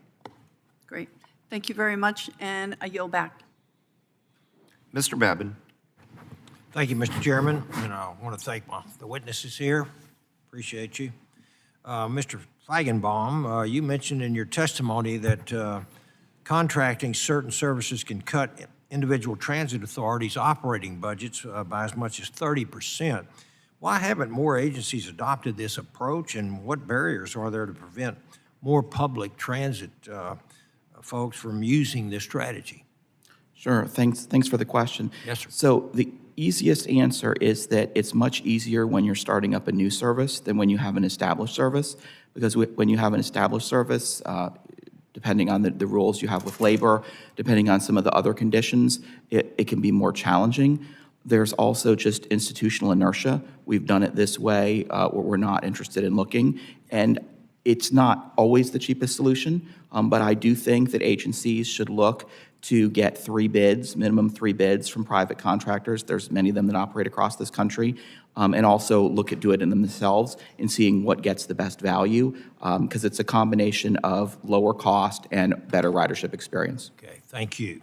Mr. Ford, thank you for being here. You talked in your testimony about the cost savings associated with introducing autonomous vehicles into your fleet. What barriers have you encountered as your agency has worked through the Ultimate Urban Circulator project while adopting this cutting-edge technology? Thank you for the question. Yes, sir. This has been a challenge, and it's probably something that our community has embraced as a challenge to provide more transportation in our community at a much more cost-efficient level. I think it was spoken of earlier in terms of the cost of providing 1 mile of service. The largest cost is the operator cost. We do believe, though, in terms of our fixed route services, the larger buses, that impact on our bus drivers will come much far in the future. We will upskill them so they'll be able to take advantage of the jobs in the future. However, as it relates to the autonomous shuttles that we're operating, we see them actually helping us solve the first mile, last mile type issue. While we may have a robust fixed route bus system, the challenge in an 870 square mile community is getting people to that bus stop. And so our urban circulator program is focused on downtown, but we see it expanding throughout our community and being tailor-made for those particular communities that don't need a 40-foot bus. Okay, thank you very much. And one more, Mr. Ford. You also talked in your testimony about integrating emerging technologies like AI into traffic management systems. And what has Jacksonville's experience with AI been in your transit system, and how would you recommend other agencies adopt it to make their systems safer and more efficient? And then finally, how does Jacksonville implement the data security measures to prevent all the data collected and analyzed by the system from being used to surveil American citizens and citizens of your fair city there, as we have seen the Communist Party of China do in their country? Very good question. So as it relates to ensuring that our technology isn't leveraged hacked, for a better description, we've put together some very robust cybersecurity programs and testing in terms of testing those systems for penetration and things of that nature. In fact, in terms of our autonomous vehicle program, we set up a separate cybersecurity IT system separate for those vehicles because we would assume they'd be a very lucrative target for criminals. Right. As it relates to data management and AI, we're using it for everything from determining our route structures, how we determine what levels of service to provide, origins and destinations of our customers, as well as safety and security on our vehicles. We are able to identify hot spots in our community, and that is where we target our security forces and our investments in terms of the sheriff's office and our security guards to ensure safety. So we use data and analytics to actually make those decisions. And that data and analytics does not include surveillance and No, sir. anything like that? No, sir. Okay. All right. Thank you very much. I'm running out of time, but I appreciate all the questions in the past on criminal activity in these transit systems. Prosecution, arrests, and protection of workers and customers, absolutely necessary. So with that, I'll yield back. Mr. Nadler. Thank you, Mr. Chairman. Secretary Duffy's crusade against agencies like the MTA paints a picture of unsafe, unaccountable transit, but the facts tell a different story. According to the National Safety Council, public transit is 10 times safer than driving. In New York, subway crime is at its lowest level in nearly 30 years, thanks to federal investments in cameras, operator barriers, safety teams, and training. So when Secretary Duffy threatens to withhold funding, he's not improving safety, he's undermining it. Instead of making threats, the federal government should increase funding for public transit and give agencies added flexibility to better use that funding to keep riders and workers safe. Mr. Ford, your testimony highlighted that ridership is rising across the country, and that even modest shifts from driving to transit can reduce traffic fatalities by as much as 50%. You also emphasized that agencies are taking a layered approach to safety, investing in everything from transit ambassadors to cutting-edge technologies to keep riders secure. Given that progress, what do you want the traveling public to understand about the safety of taking transit today? Thank you for that question. Transit is one of the safest modes for our citizens in this country in terms of transportation and potential safety and criminal activity. So we're very proud of our record in terms of the progress that has been made. The challenge is that as we go forward, how do we continue to have the funding that allows us to maintain and keep our systems safe as we go forward? And that is critical in just making sure that adequate funding is in place for us to maintain the safety of our systems. So when Secretary Duffy threatens to withhold funding, either because of the alleged high crime rates or because he doesn't like the state's stand on congestion pricing, that would not help crime or safety in the system? As it relates to New York and safety of that system, it's a very unique situation. They're carrying millions of people on a daily basis. I can better speak to specifically in Jacksonville, where our citizens and our riders, we survey them every year. We carried over 7.5 million passengers last year. Their ratings in terms of safety on the system, they feel that we're in some cases much safer than the communities that we actually operate in. And so they see us as a respite in terms of safety as it relates to the wide swath of areas and communities that we traverse through. As I said in my opening statement, in New York, subway crime is at its lowest level in 30 years. So when the Secretary threatens to withhold funding because of allegedly high crime rates, which are not, in fact, high, or because of an unrelated subject where they don't like, the administration doesn't like a city program, an MTA program called on congestion pricing, that would not help crime. It would obviously go in the other direction. Mr. Regan, your testimony warns that recent efforts to roll back federally funded workforce development programs and dismantle union-negotiated training plans are not just misguided, they're dangerous. You point out that these programs are essential to building a skilled, stable, and safe transit workforce, and that politicizing them puts both workers and passengers at risk. If these programs are weakened or eliminated under new ideological directives, what recourse do frontline transit workers have, and what role should Congress play in defending their rights and protections? Thank you for the question. And I think every transit operator in the country would acknowledge that hiring and retaining workers is a real concern for them right now. And these workforce development programs are a vital part of making sure that we have that sustained pipeline of workers that are going to be bus operators or transit operators or mechanics and maintenance workers. So as we make investments, I think one of the most important things that was done in the IIJA was the requirement for workforce development is 5% of the low and no emission bus grants, for example. What that does is it acknowledges that we're not just investing in stuff, we're investing in people. We're investing in our communities and the workers that are going to be responsible for transporting our constituents safely from point A to point B. So as we invest in people as well as in new stuff, I think we get better outcomes all around. Thank you. I yield back. Mr. Stauber. Thank you, Mr. Chair. I want to talk to you briefly about a success story in northern Minnesota called Arrowhead Transit. It was established in 1974, and it's a primary provider of public transportation in the Arrowhead region of Minnesota. They are the largest rural public transportation system in the state. And they quote themselves, "Our services cater to the diverse needs of our travelers, commuters, and community members. From scheduled services to our volunteer driver program, we ensure convenient and accessible public transportation option for all.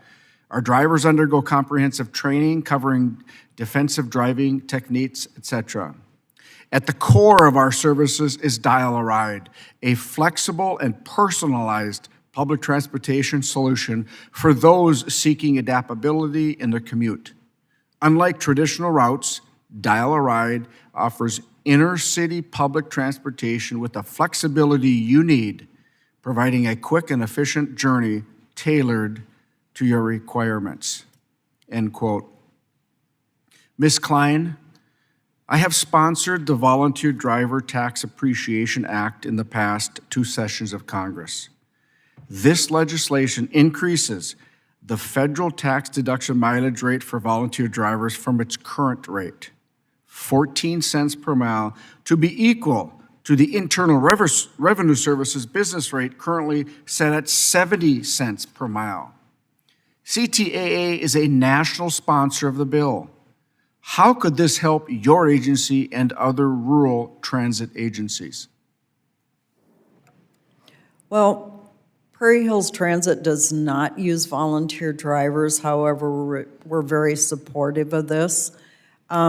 We do more of a neighbor helping neighbor type situation with our drivers and communities. But I think in the long run, it would be very beneficial for agencies using volunteer drivers to know that that's an option. It's certainly much more of an incentive to bring in that volunteer pool. Yeah, I spoke to some seniors in the district that I represent that use volunteer drivers. And the drivers and the citizen or neighbor, they build a relationship with that volunteer driver. They trust that volunteer driver. I've actually had them tell me they get nervous if another driver takes them to their appointment or the grocery store. I've also found it interesting that some of these volunteer drivers, they're not doing it for the money. They're doing it for the love of their community. And at least we can pay them the rate that the IRS is putting out. I mean, it's ridiculous. They can't even, in some instances in the past, they could not even pay for their gas to equate the cost of the trip. I mean, that's just unconscionable. And the volunteer driver program, Arrowhead Transit, regulates and puts it forward and helps establish guidelines. That's a lifeline for our rural communities, especially in northern Minnesota. Systems serving large rural regions like your service area, or like Arrowhead Transit in my district, have unique challenges. Ms. Klein, where can the regulatory burden be reduced to help you better serve the communities? Well, one of the things that we see is that, and again, let me reiterate, we have 4 administrative staff to the total 60 employees that we have. We have both state and federal regulations that we have to adhere to. Simplifying the vehicle procurement for us, reducing unnecessary data collection. I mentioned previously the NEPA guidance it needs to be consistent with federal highway rules to allow for property acquisition. Those are all things that really compile and cause us to stay up at night. There's just so many things that a small staff needs to adhere to make sure that you're doing them correctly. And I appreciate what you do. And one of the rules and regulations was volunteer drivers were going to be, and it didn't happen, we're going to be required to have commercial insurance. You talk about ending a volunteer driver service for rural America. You put that on the drivers, and you and your staff and the other agencies push back on that, and we must continue to push back on it. Thank you for your service, Mr. Chair, and I yield back. Ms. Davids. Thank you, Chairman. Thank you also just to the chair and to our ranking member for holding this hearing today. And then thank you to our witnesses for taking the time to be here and sharing your expertise with us. I'm going to talk a little bit about where I'm at, which is the Kansas 3rd. I'm in the Kansas City metro area, and next summer, Kansas City is going to be serving as one of the World Cup host cities, or I'm very excited about it. We're all very excited about it. With 6 games coming to the Kansas City region, hundreds of thousands of visitors are going to be coming not just from the U.S., but internationally to experience the world-class soccer culture that we have, our hospitality, and obviously our barbecue. But I will say that this visitor load it's undoubtedly going to put a burden on the various transit systems that we have in the Kansas City region. And by holding a series of community conversations at the local level, I've been doing what I can to try to make sure that all our stakeholders are communicating, but also what the level of preparedness is, asking necessary questions from the federal perspective about what we can do to make sure that this is successful. And we know that there are we're hearing about it today, extraordinary resource needs for transit, for security, workforce, and other areas of support. And that's especially true for this worldwide event that's going to be happening. So my first question is for the full panel. In your opinion, would a separate funding source or separate funding mechanisms for cities that are hosting large special events, whether it's the World Cup, things like the Olympics, those added costs to our transit systems. Do you think that there should be, or it would be beneficial to have some separate mechanism for funding transit security, public health? We can start here with Mr. Ford and go down. Thank you for that question, and it's extremely relevant. In fact, just this past weekend at the American Public Transportation Association Mobility Conference, we have a special group of CEOs who are hosting the Olympics, the World Cup, both Los Angeles, Salt Lake, and then the myriad of World Cup cities. And that was a topic of discussion. How do we seek and secure additional funding to support our operations during these mega events that are beneficial to our country, definitely beneficial from a local standpoint in terms of additional revenue and funds and expenditures in that community, but it comes at a cost. And in many cases, the cost is far greater than the annual budget or the budgets of our transit systems.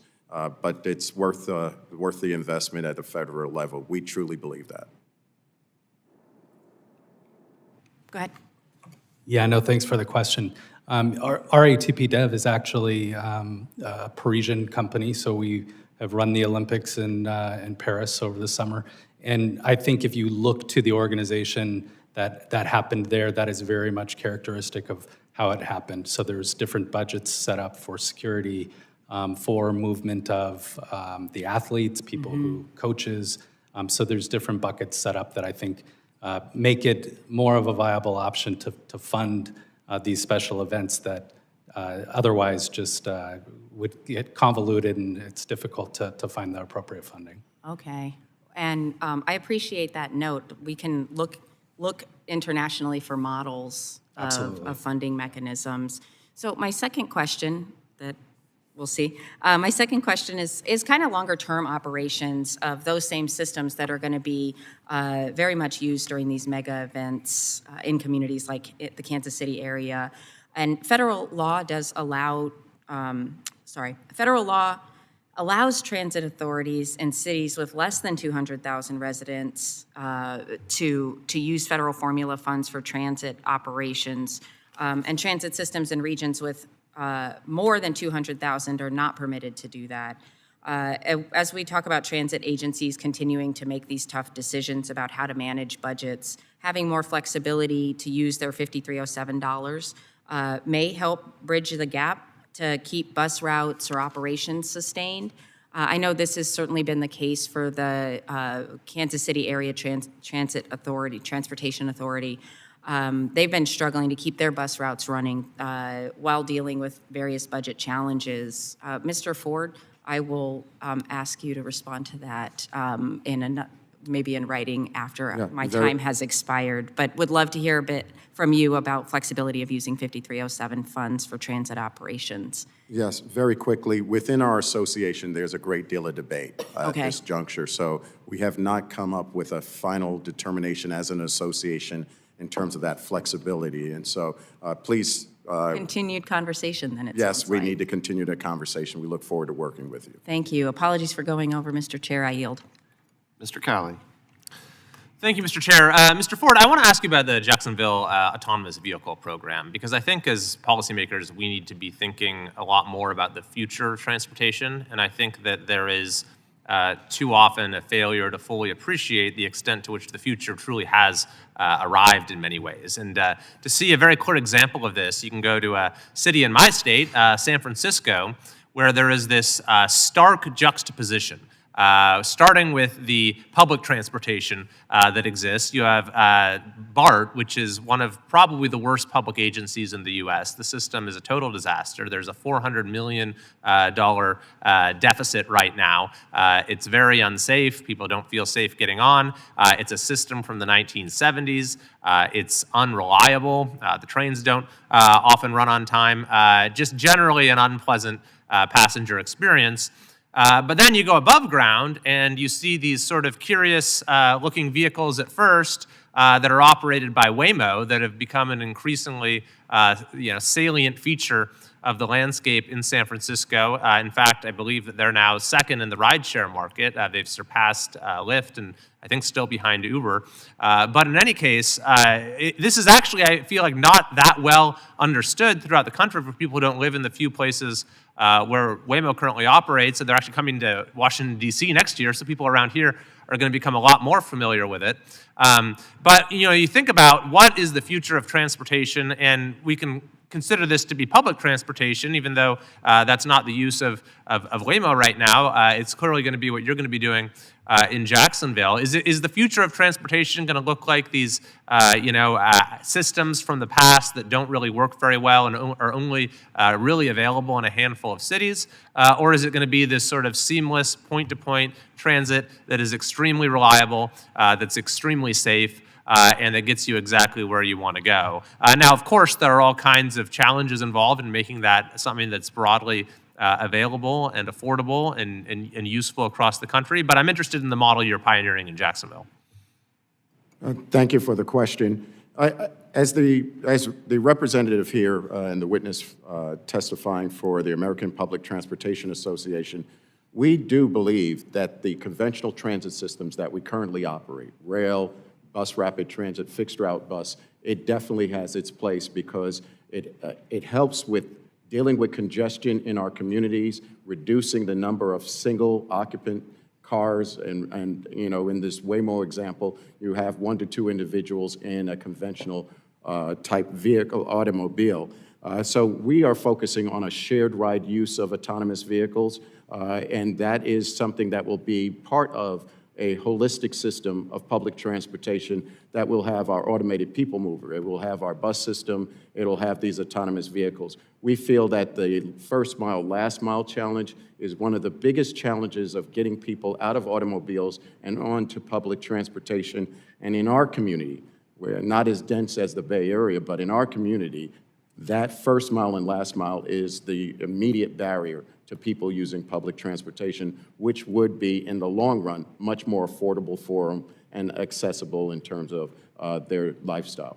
That's a great point, that these systems can complement each other. And I certainly think that in areas where we have functional transit and subway systems, they'll continue to be important. There are many, many communities across the country that don't have those opportunities available, though. So I think this is a very exciting possibility to expand that and to sort of think in a more imaginative and broader way about what public transportation and transit really looks like. And quickly, Ms. Klein, I have about a minute remaining here. I wanted to ask you about your transit program for veterans, because this is one of the major obstacles that we see for veterans being able to get the care that they need, is just being able to get to their appointment at the VA, or especially if they have some sort of specialty specialist they need to see or procedure that isn't available within many miles. How do they even get to their appointment? Could you tell me a little bit about how that works and maybe how we could expand these sort of opportunities for our veterans?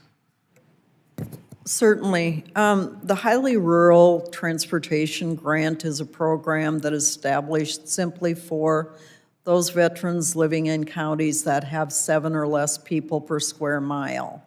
Now, that doesn't mean that if you don't live within that highly rural county that we won't provide transportation. But that program itself pays for the veterans' trips. So there's no charge to them. Some of the longest trips for those veterans can be between 200 and 300 miles because that's the closest veteran facility for them. And so it's a grant program that you have to apply for individually. It's outside the other formalized or discretionary grant awards. Well, thank you for what you're doing, and I think it's a great model that we should seek to spread and make more widely available for veterans across the country. I yield back. Mr. Stanton. Thank you very much, Mr. Chairman. Thank you for the witnesses for testifying at this important hearing. Representative Kiley asked a very good question about autonomous vehicles. My district in the East Valley area, Chandler Mesa, Tempe, Ahwatukee, is the epicenter for Waymo and autonomous vehicles, and it is a very important part of the menu of options for transportation in my region. Great cities have as many diverse transportation options as possible, whether it's good streets and highways. We need thorough funding for those as well.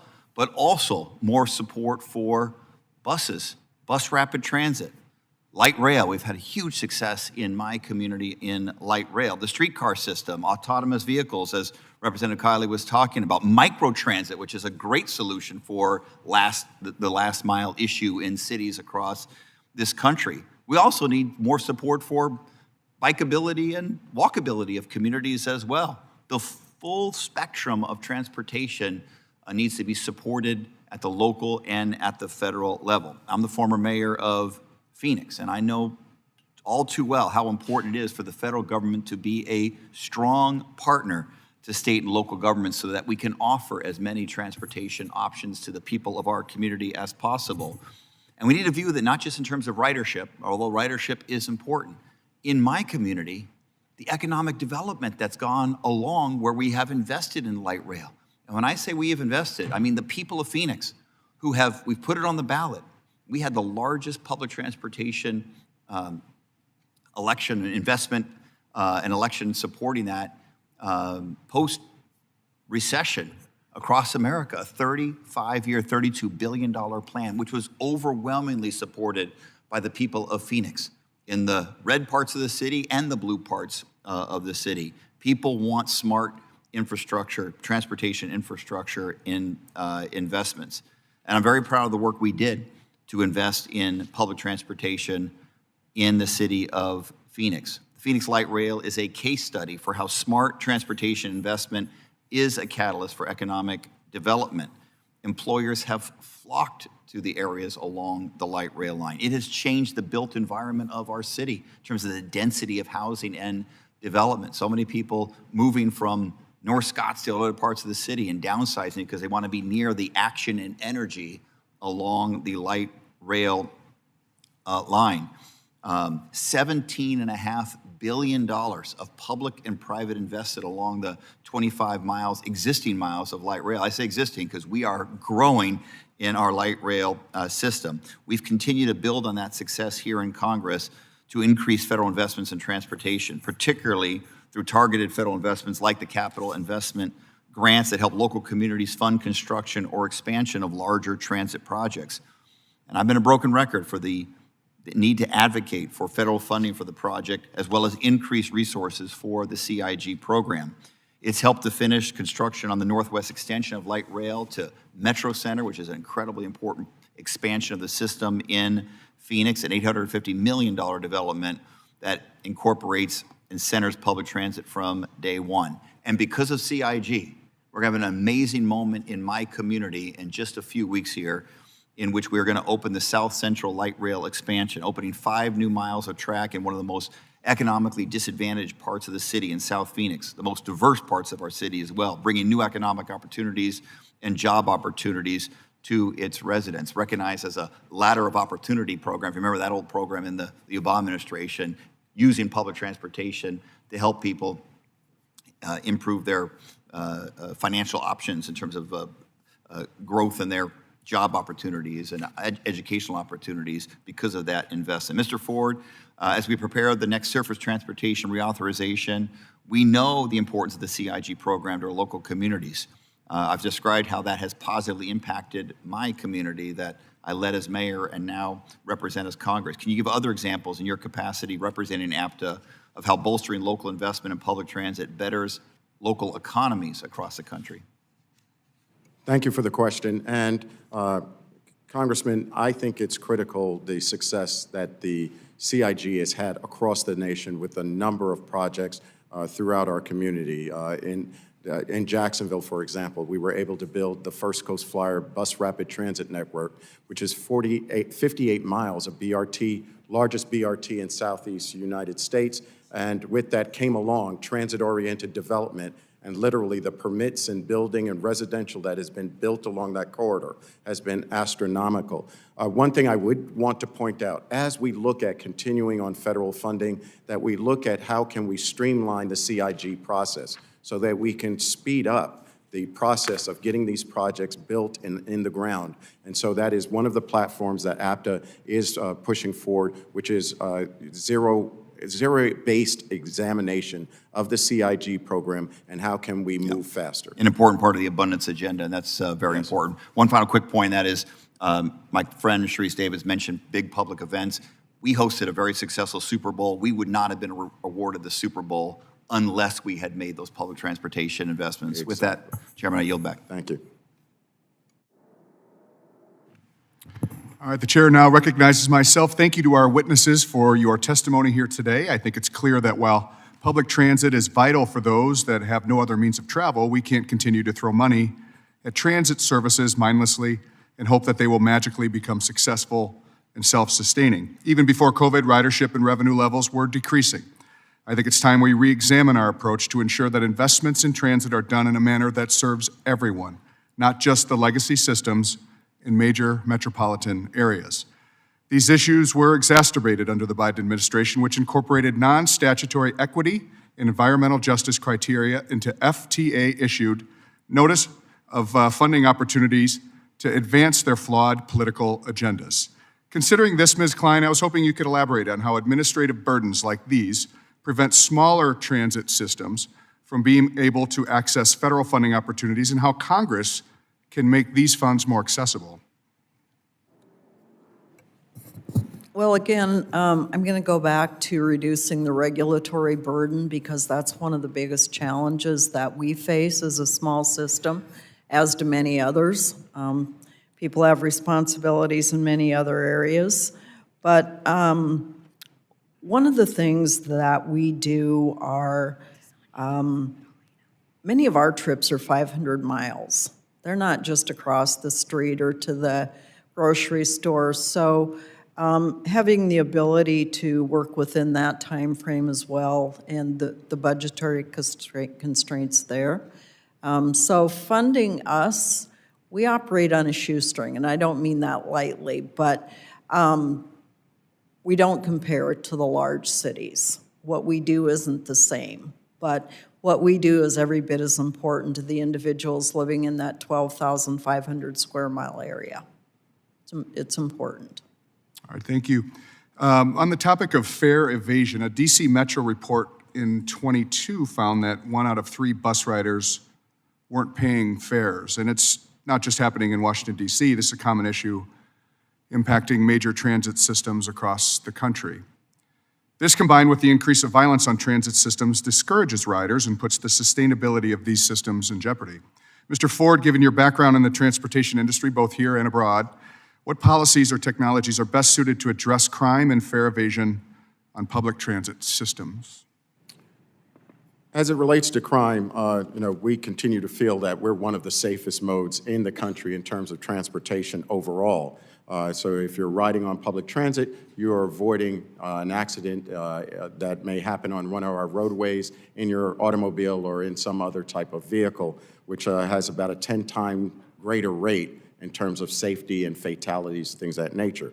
As it relates to fare collection, our systems are doing a great job, I believe, in ensuring fares are being paid. The challenges in some of these activities related to particularly our bus operators, we are asking our bus operators to de-escalate situations around fare evasion because unfortunately, in the worst case scenario, someone gets very seriously injured or killed over a $1.50 to $2 fare. So we have to find and strike that right balance between what's happening in our communities that we serve and what happens on our actual transit system and vehicles. And so it's finding a right balance of training our operators, creating those physical barriers to prevent them from being assaulted, station personnel from being assaulted over a fare, and getting the right support from our law enforcement officials to enforce fare policies.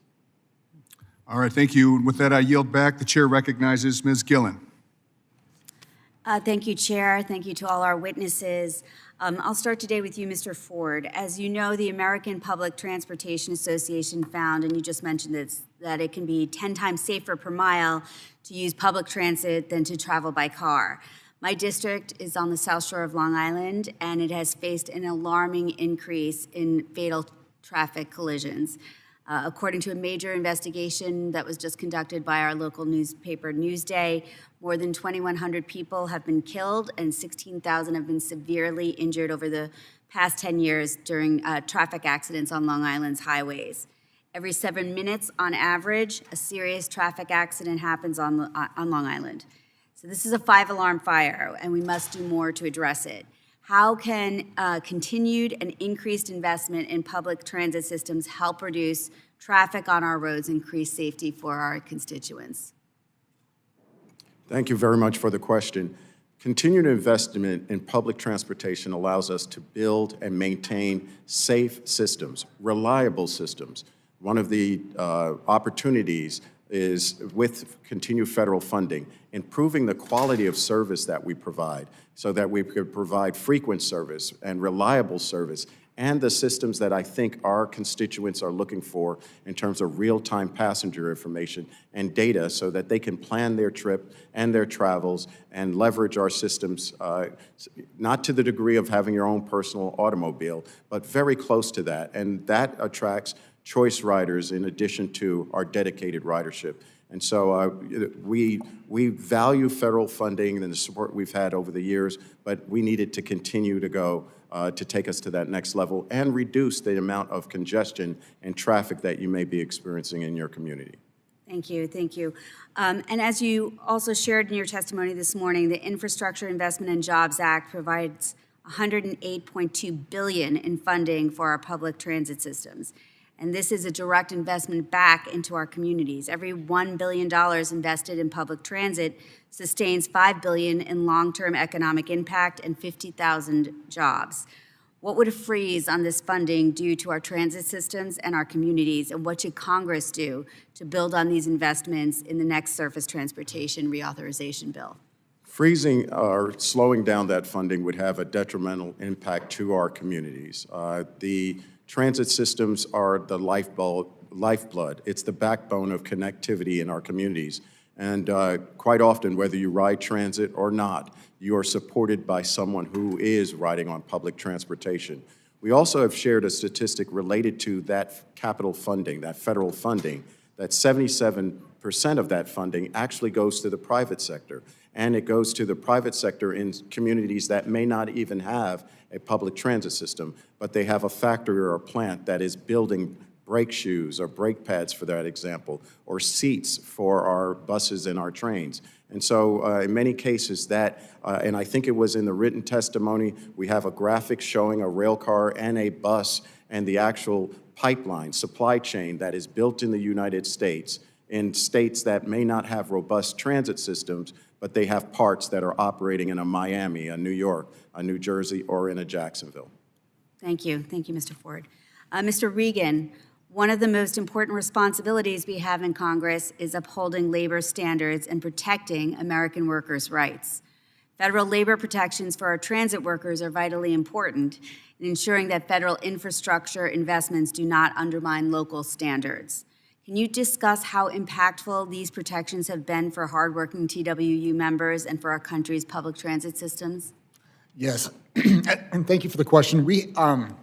Without these labor protections are vital for making sure that public transit is a bastion of middle-class jobs in this country, that you don't need a college degree, you can go be a bus driver and make a middle-class living and raise a family, and you don't get that. You get a race to the bottom without the labor protections that we have in our transit system, and without 13C and other important protections, I don't think we'd have those same quality of jobs, and certainly we would have much worse retention issues in terms of maintaining a workforce that is able to safely move people around the country. Thank you so much for that. I see I'm just about out of time, so I will yield back. Thank you, Mr. Chair. Gentlewoman yields back. Mr. Hurd. Thank you very much, Mr. Chair. I would like to thank Chairman Rouser and Ranking Member Norton for holding this important hearing.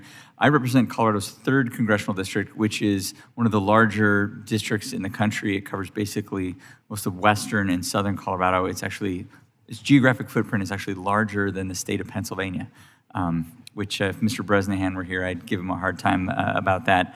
So rural transit is essential for my district. And some of our transit systems have quite a bit of tourist traffic as well in our rural communities.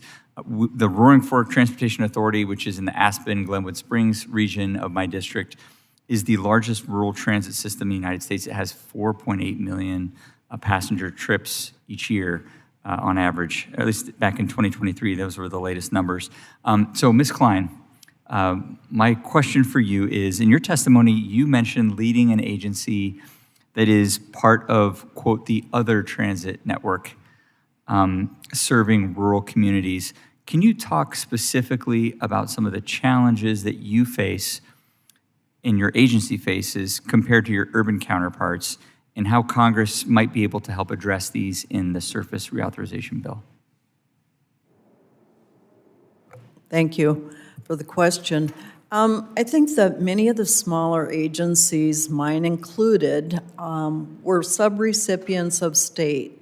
So the state receives the money that comes from you, and as a subrecipient, we don't always get the dollars that we need, which in turn provides service constraints. People don't get the days and hours of service that they really need to get to the things that they need. So if you have a job where you work 6 days a week, we may only be able to run 5 days a week. That's one of the big things. Is that subaward given, is that, how is that determined? Is that at the state level then? That is These decisions are determined made? in South Dakota at a state level. Many states are the recipient of the funds, and then the agencies apply for the dollars, $53.11 and, $53.10, $53.39.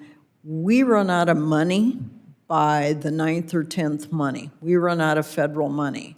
So we're operating on reserves that we've been able to acquire, whether it's through Medicaid dollars, contractual agreements, fares. We do charge fares, but many agencies are, and I'm not going to use the word silo again because that's a bad word, but we do lots of different things to make that money stretch.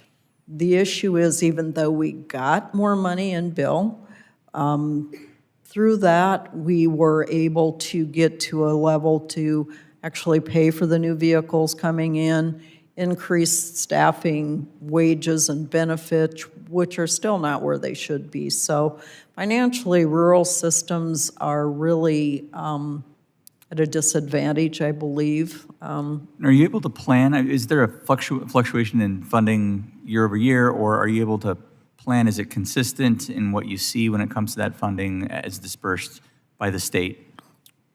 Well, the funding coming into the state is consistent. However, our funding is based on individual application each year.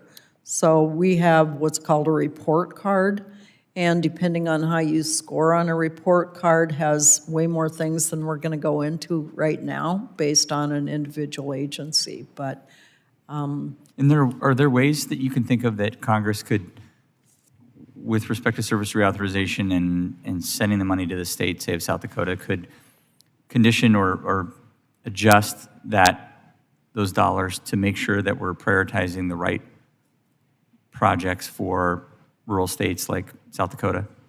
yeah, well, one of the things that I said in my testimony was that making sure that when we apply for grants, we're applying against other rural agencies, that we're not applying against agencies that are supported by APTA, the larger agencies, because we don't have the administrative staff. Again, my staff of 4 writes all the grants that we put out, and actually only 2 of us do that, so. You punch above your weight, like most in rural America have to do that exactly. So thank you very much for what you do in the rural part of our country, and I know the folks in Colorado, that's an important issue for them as well. So with that, Mr. Chair, I yield back my time. The gentleman yields. Mr. Moulton. Thank you very much, Mr. Chairman.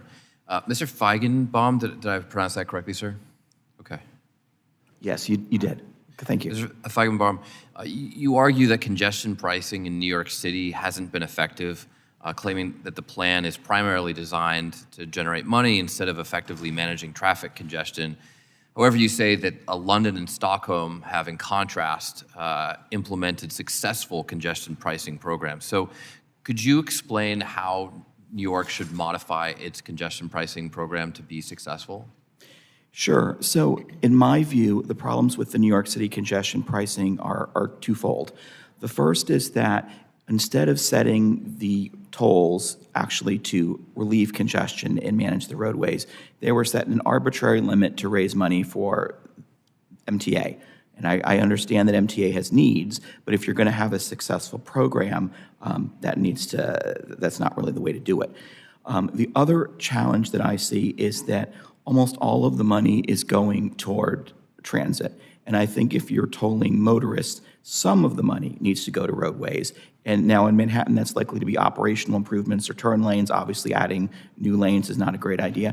And still, most of the money makes sense to go to transit because Manhattan is unique in having such a high transit share in the country. But I think those two solutions, one of which I think Secretary Duffy stated, would be how I would modify it. Since the 1950s, the American taxpayer has given enormous subsidies to people who drive. And many cities don't have any transit alternatives whatsoever. Certainly, there's been a lot more driving road infrastructure built in and around New York City in the last 70 years than transit infrastructure. The transit system is basically the same as it was 100 years ago. Do you think that that was correct in the past, where taxpayers who used the subway subsidized building highways? Well, I would say that I'm generally against subsidies in all cases, but transit needs some subsidies, I realize, and they should be focused on the transit dependent. I wouldn't necessarily view the gas tax as a subsidy because that's something that's actually being paid by the motorists, and I wouldn't necessarily view tolls, which New York City has, as a subsidy either. So I think it might come down to how subsidy is defined. Right, but I would agree with you on the gas tax, and I think tolls are a great example as well.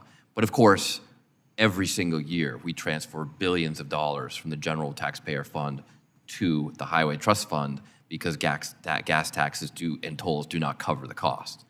I actually asked Harvard Kennedy School to look at just the total cost of the vehicle economy just in Massachusetts, and they did a 2019 study that said that the total cost is about $64.1 billion in Massachusetts, which equates to about $14,000 for every family in Massachusetts, whether or not they own a car.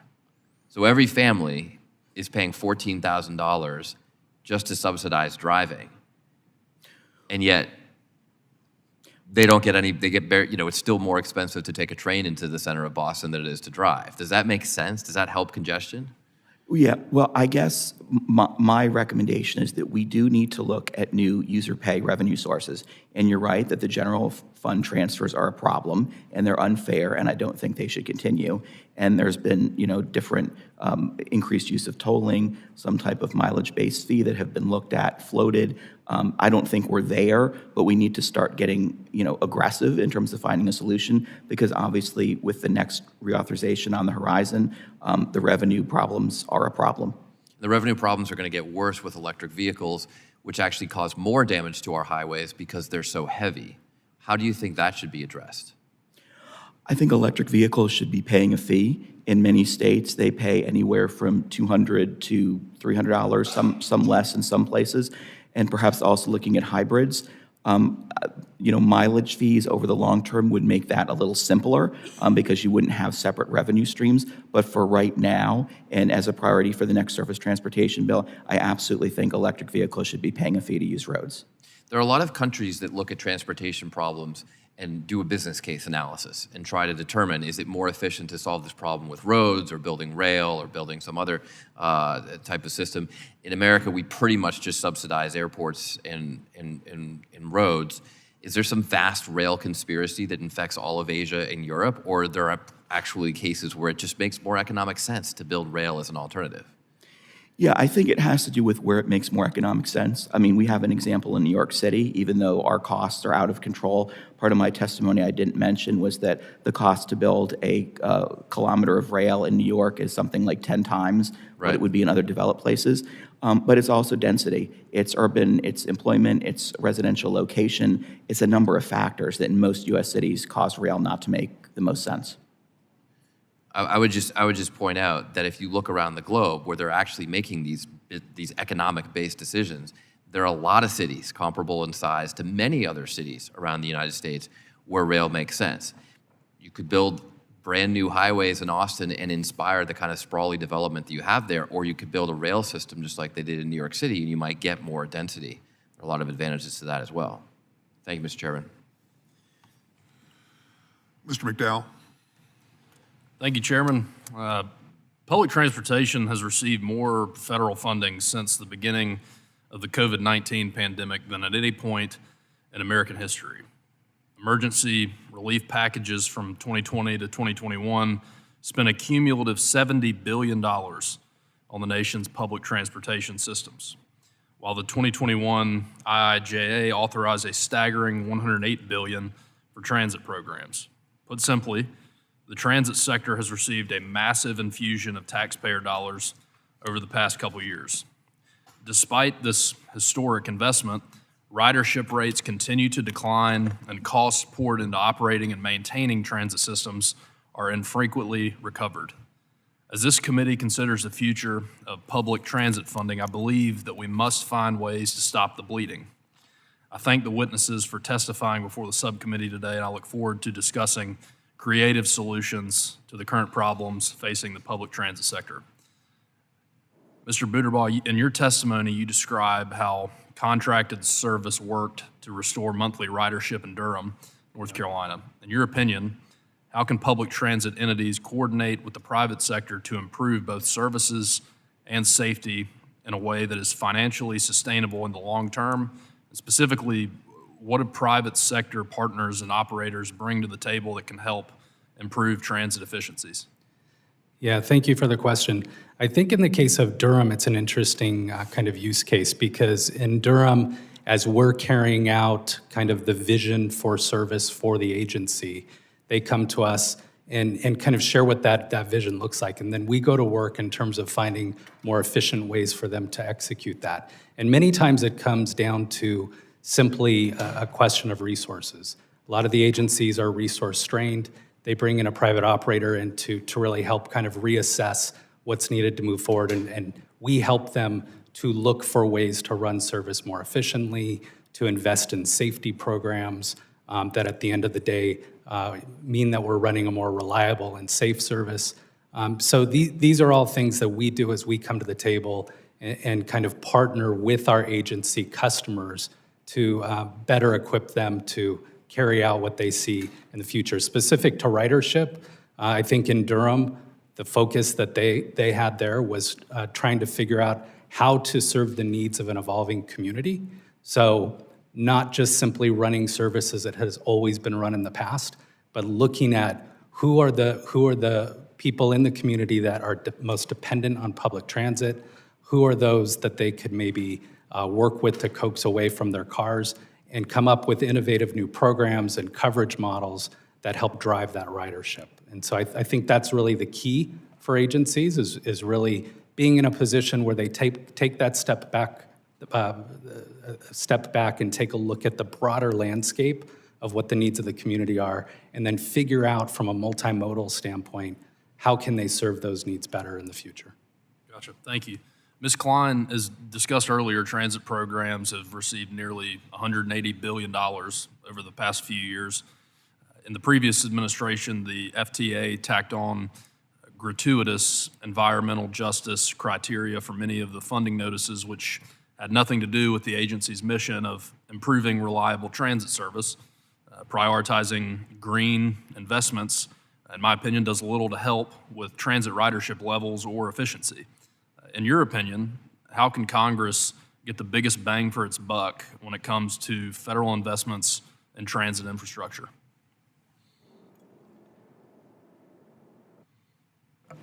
Thank you for the interesting question. I think that we all, especially rural agencies, are facing multiple challenges already without the multitude of ones that you discussed initially in your question. So, are all of those regulations really necessary for agencies receiving under a certain dollar amount? Let's say $1 million or even $10 million. Most rural agencies don't get that much. So again, it's one of those right-sizing regulations to fit the type of agency. And I think one of the most fair ways is to do it by the dollar amount that an agency receives. Leave the rest of it up to the state to monitor. Gotcha. Thank you. Mr. Chairman, yield back. Mr. Cohen. Thank you, Mr. Chair. Project 2025, which we know is the constitution of this administration, although never read by President Trump, nor has he read the Bible or any other major publications or books in his life, proposes that we eliminate all federal support for transit. Mr. Reagan, how would that affect most major cities in the United States, most people that depend on public ridership, poor people that don't have cars, that need to get to work, get to a hospital, get to the grocery store, get to the drugstore? How would that affect them and affect their lives? I think it would grind transportation in major cities to a halt. I think people would be unable to get to their place of employment. They would be unable to get to hospitals, grocery stores, to all the things that people like living in a city for. So it would be like most of the other things that Project 2025 is about, giving to the rich, the powerful, the ones with much money, and give them tax breaks and not do anything for the poor people that are paying a burden right now. It would certainly have a disproportionate harm on people who rely on public transit, or people at lower income, communities of color. There are a lot of areas who rely more disproportionately on public transit who would be hurt the most by this type of decision. Mr. Ford, how would this affect folks in Jacksonville? It would be devastating to Jacksonville. On a daily basis, we carry nearly 23,000 riders on a daily basis. Vast majority are individuals who are going to work to support our community, to support our economy, and the healthcare industry, for example. We noticed that during COVID-19, the nurses and support personnel that were supporting our medical facilities. So any suspension of federal funding for public transit would be devastating to Jacksonville and our industry overall, as well as the private sector that actually benefits from the investment that comes from the federal government. Mr. Ford, you've worked in other cities, I presume? Yes, sir. And what are some of those cities? I started my career with the New York City Transit System as a train conductor, then worked for the BART system in the Bay Area, joined the MARTA system after the 96 Olympics, served as their CEO, then served as the CEO of the San Francisco MTA, and now I have the honor of serving in Jacksonville, Florida. You've had quite a career. Congratulations. Come a long way. All those cities would be affected as well, New York especially, I guess, and San Francisco as well. It would be devastating to those cities. They would not survive that type of funding loss. Ms. Klein, you represent rural areas. You are a rural area, but would that not hurt your area in other rural areas as well? Thank you. And yes, it would be. It would be devastating for us because we already operate on a shoestring, so lack of funding would definitely make a difference to the many people that we serve. Thank you, Ms. Klein. I've sponsored with Congressman Hank Johnson of Atlanta the Stronger Communities Through Better Transit Act. That would allow funds to go to operating expenses as well as capital expenses. Mr. Reagan, would that be helpful to most major city transportation authorities? It would, yes, it would be very helpful. Think about also what that operating expense is, what that assistance allows people to do. There's been a lot of talk about safety here, for example. Most of our safety initiatives, whether it be camera systems, transit ambassadors are a really important part of that, who are eyes and ears on the ground and also help with fare collection, whether it be, security personnel in those areas. So by not allowing the flexibility, by dedicating most of it towards capital expenses and not providing operating assistance, we are hindering a lot of the things that allow our transit systems to grow, to thrive, to meet the needs of our communities, and to meet the expectations of the riders. Thank you, sir. Mr. Ford, would you have anything to add to that? Thank you for the question.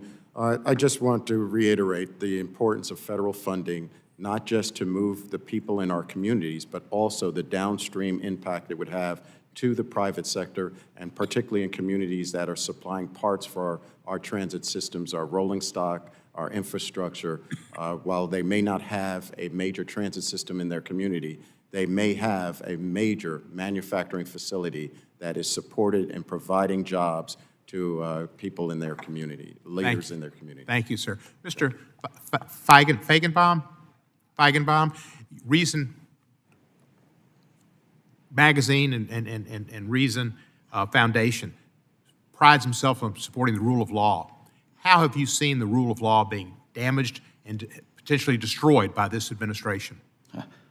Well, I think it's maybe good that I'm out of time because that's a You're very not out of time. You can respond. That's a challenging question. I think that obligations, let's talk transportation because that's what I know best.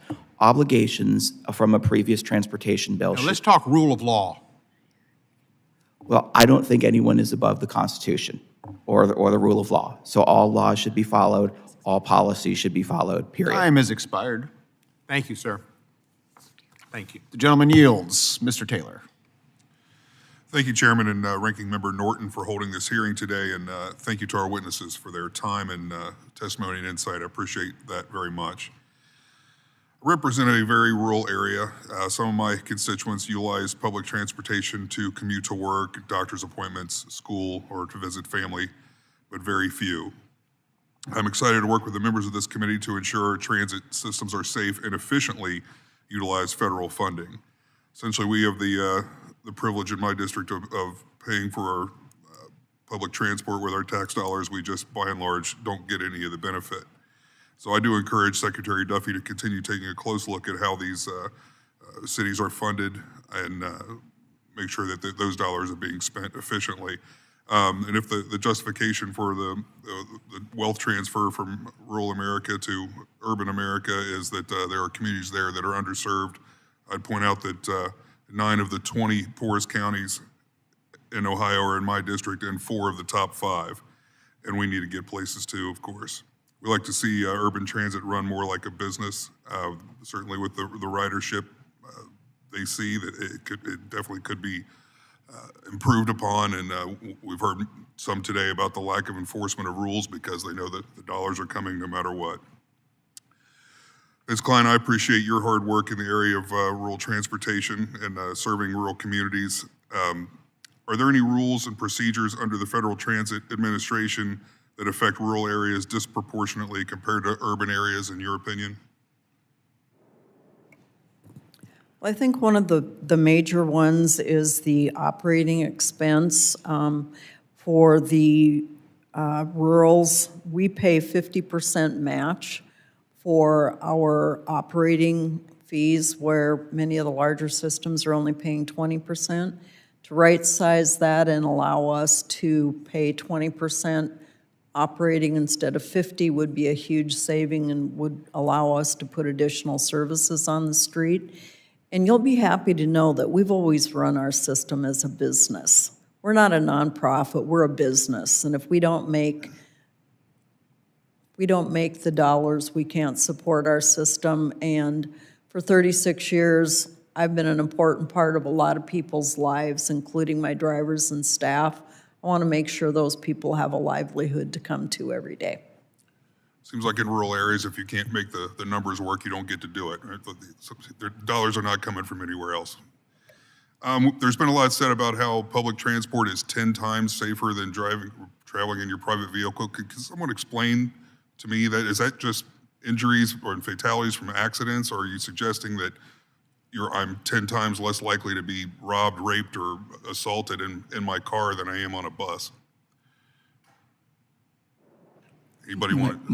My understanding is that has to do with the accident rate of being in the vehicle. It doesn't have to do with the actual crime itself. It's been conflated with crime all day, that it's 10 times safer to travel on public transportation than it is in your car, whereas, and then we'll refer to the crime rate. You're much more susceptible to crime, would we all agree, on a bus or a subway than you are in your private vehicle? Anybody disagree with that? We'll make it quick. Raise your hand if you disagree.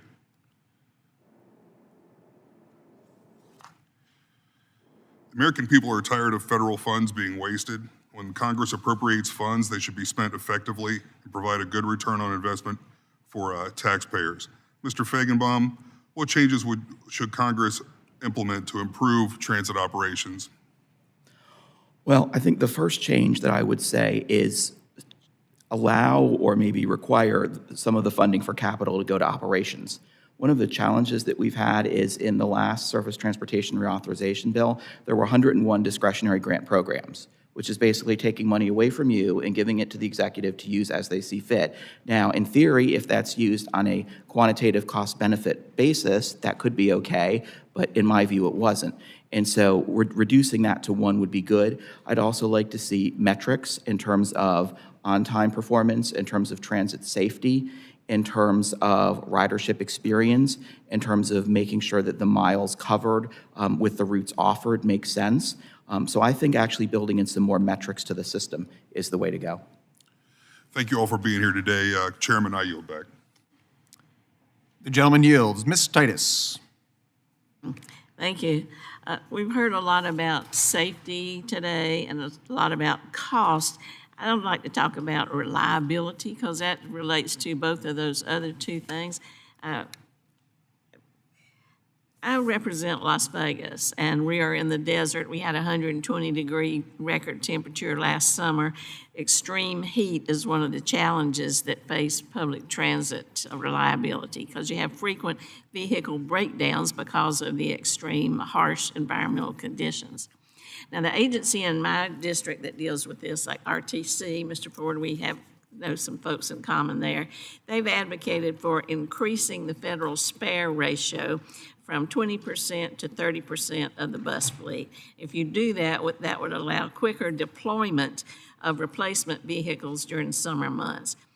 Mr. Ford, would you support the FTA reviewing that spare ratio requirement and tell us a little bit about how that might grant greater flexibility, increase reliability, and be something that encourages ridership because you know the bus is going to come and it's going to come at a certain time? Thank you for that question. And the most important aspect, obviously, is safety, but next to that is reliability of our systems and our schedules and the amount of service that we provide. All of our communities are uniquely different in terms of the miles that we cover and serve, the climate that we operate in. So Chicago is vastly different than what I experienced in Florida. So I think depending on climate, I think an examination of spare ratios based on that is appropriate. I think at this juncture, we have to recognize one size doesn't fit all in all of our communities based on climate, range of operation, the duty cycle of our vehicles. Your duty cycle for your vehicles and your service may be much more intense than that bus operating in Jacksonville, Florida, as a comparison. Ms. Klein, wouldn't that be the case comparing urban to rural transit as well? Yes, and I believe in a higher ratio than we can currently have. We also fight the extreme cold, so we get both ends of the spectrum. So we might start our day with all of our buses housed, which hasn't always been the case, but midday or after the lunchtime, you might see vehicles that are showing some signs of stress, and having that extra spare ratio to deploy is very important. As I guess an aside, because we have bus facilities in 8 communities, we have to keep spare ratio in each of those communities as well. So that ups the need for us to have a little higher spare ratio as well. Thank you. But as we look at this transit bill, the highway bill, I think we should take that into account as something to recommend. Also, when you have the federal funding and you have to supplement it and with the state or local money and the fare box, sometimes it's just keeping the buses running. You don't have anything left over for modernizing or for equipping in some special way. Maybe anybody could talk about this, what we could do to make the ride better, whether it's accommodating the disabled, whether it's a creative program where you hook with Wi-Fi to the local library system, something like that that gets people on the bus and it makes it safer, but makes it more pleasant. Could anybody talk about that? Mr. Ford? Thank you for the question.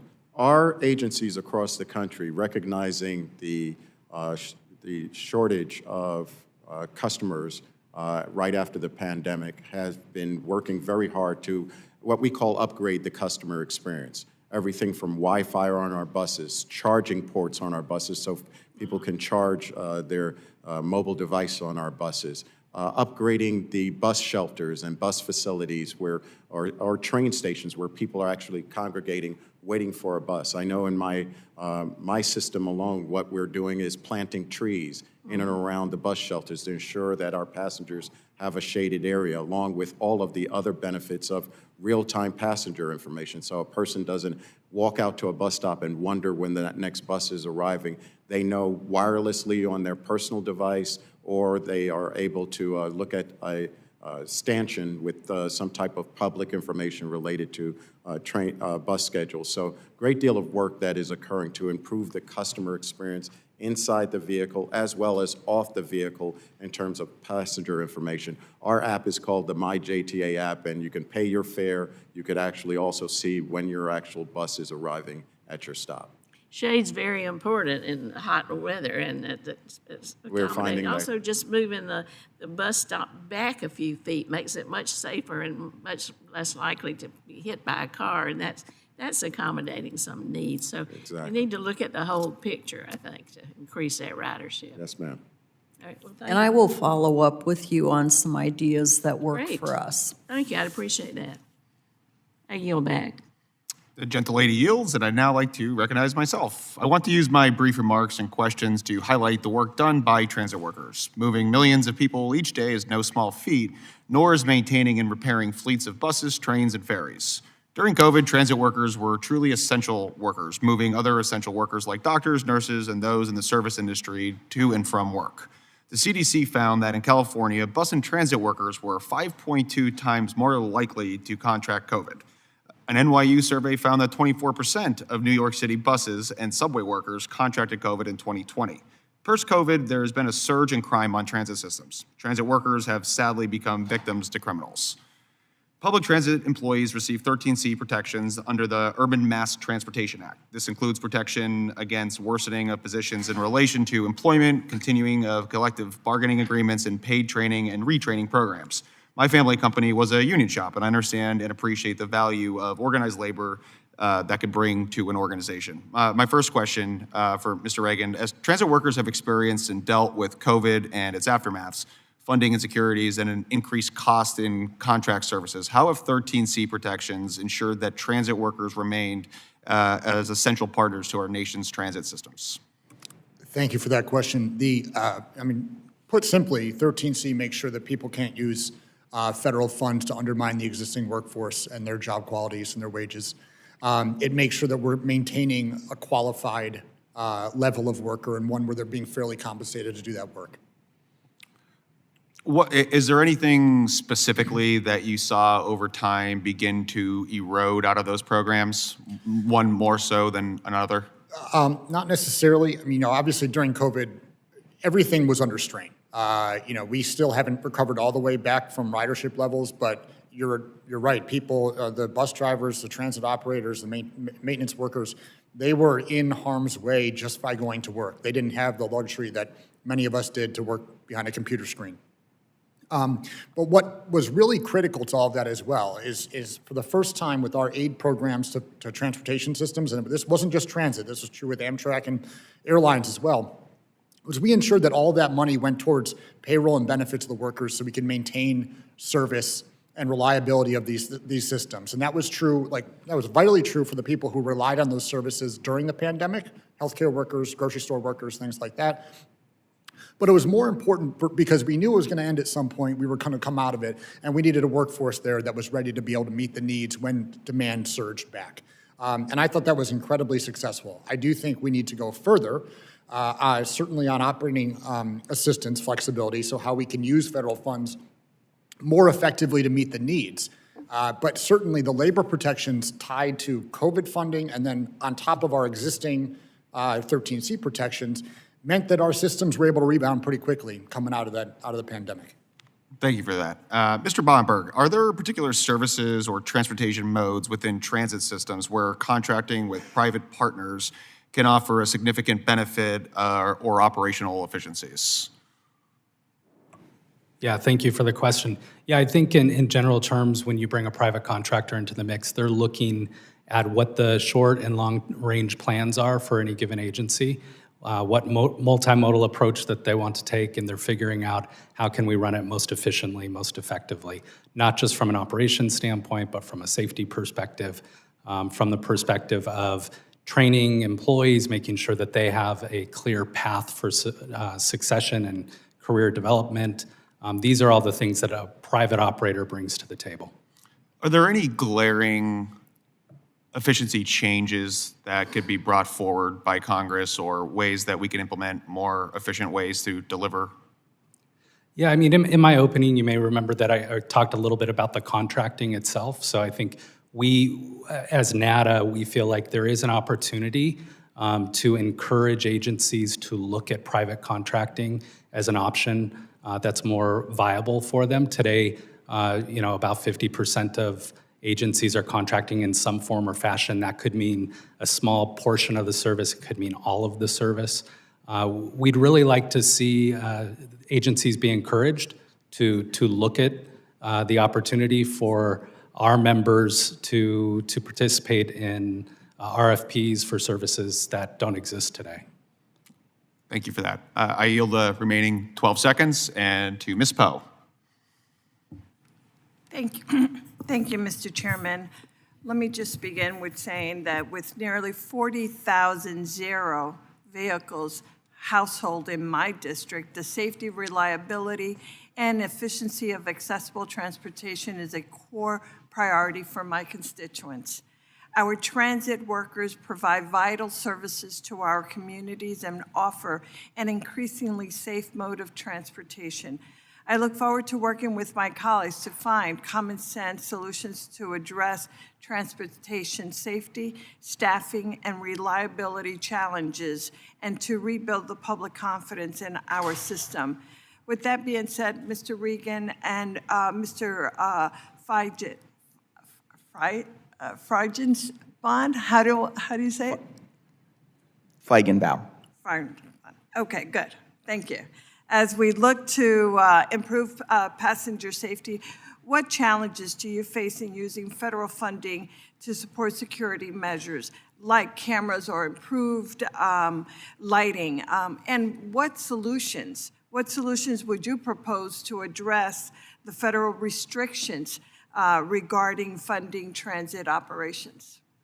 Mr. Regan? Thank you for the question. We, first of all, I think a lot of the programs that improve security and safety on board would be considered, they'd fall under operating costs, which are not allowed for communities over 200,000 people.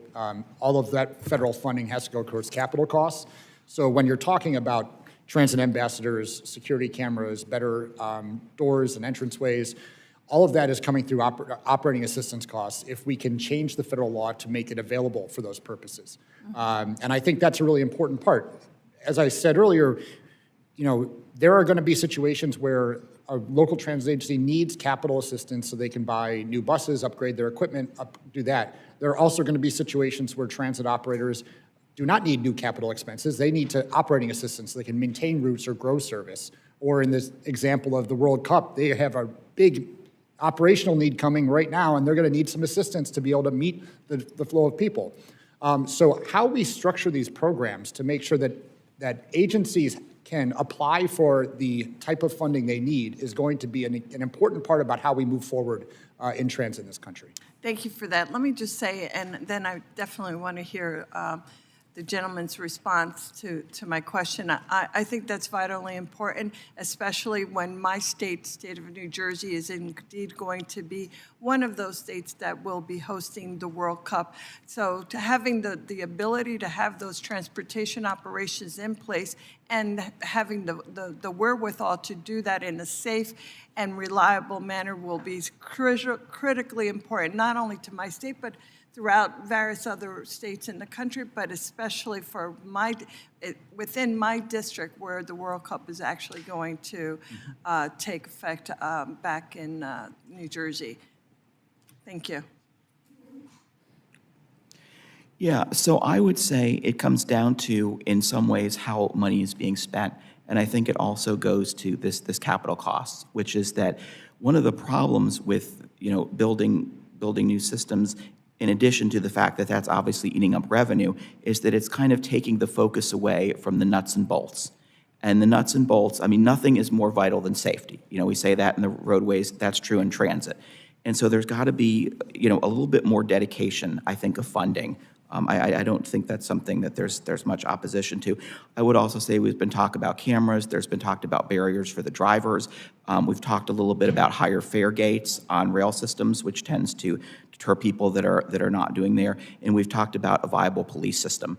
And there might be some new creative ways that other transit agencies are working with, but I'd certainly start with those four. Thank you. Thank you so very much. And thank you, Mr. Feigenbaum. I'm sorry I mispronounced your name at the very beginning. I know that my time is coming to a very quick close. Let me just thank you both very quickly. Moving on to our community needs. Mr. Buderbaum and Ms. Klein, very quickly, what can the committee do to further improve transit services that provide people with access to the necessities like grocery stores, schools, and medical care? Thank you. Just keep funding us. We'll make sure they get to the grocery store and to school. Thank you. Yeah, no, I agree. Okay, that was an easy enough answer. Thank you so very much.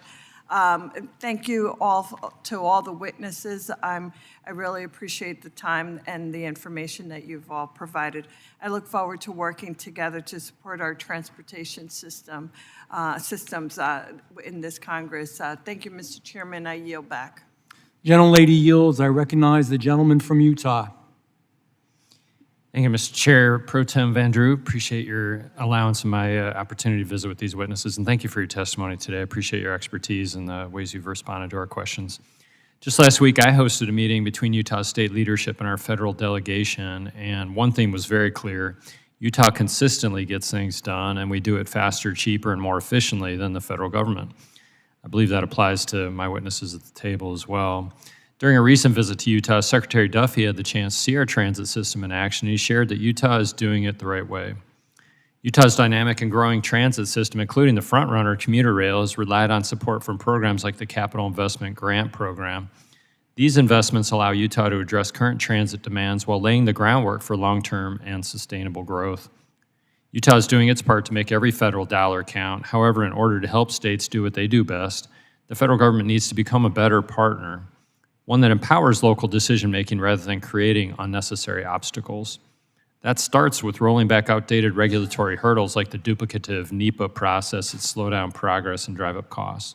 So to all of the panelists, and if you'd be willing, and I'll start with Mr. Ford, followed by Ms. Klein, Mr. Buderbaum, Mr. Feigenbaum, and Mr. Regan. I just wanted to say those names, by the way. They're really impressive names. A few of you carry some really interesting names along the way. So this question is for all of you, if you'd be willing to take a moment just to answer this. Time is money, and that's especially true when it comes to infrastructure. Red tape and delays don't just stall projects, they raise costs and limit access. So to reduce costs and keep projects on schedule, are there specific aspects of the FTA's NEPA process that you believe are redundant or unnecessarily burdensome? And I'd appreciate it if the panel could identify specific areas for reform. Mr. Klein, or Mr. Ford, if you'd start. Clearly, as it relates to NEPA, we would like to have parity or comparability to what's happening with the Federal Highway Administration within the FTA. The challenge of not being able to secure right-of-way in advance of going through the full NEPA process creates a challenge for us and actually increases the cost of the project and slows down the kind of preliminary steps to get a successful project launched. And so that is, we're not asking for a totally new policy, but looking at just comparable policy to what is being done by the Federal Highway Administration. Thank you very much. Ms. Klein? And I echo what Mr. Ford said. And we have projects that it has held up because of the NEPA process. Small agencies in particular, going back to that 4 administrative staff to my total program of 60, that's huge for us when we have that holdup. So make us comparable. Thank you. Mr. Buderbaum. Yeah, as a private operator, we don't really receive any proceeds directly, but just from an indirect perspective, I mean, the ability for federal dollars, there to be more flexibility in federal dollars being spent both on infrastructure as well as operating costs will be very impactful for our customers. So,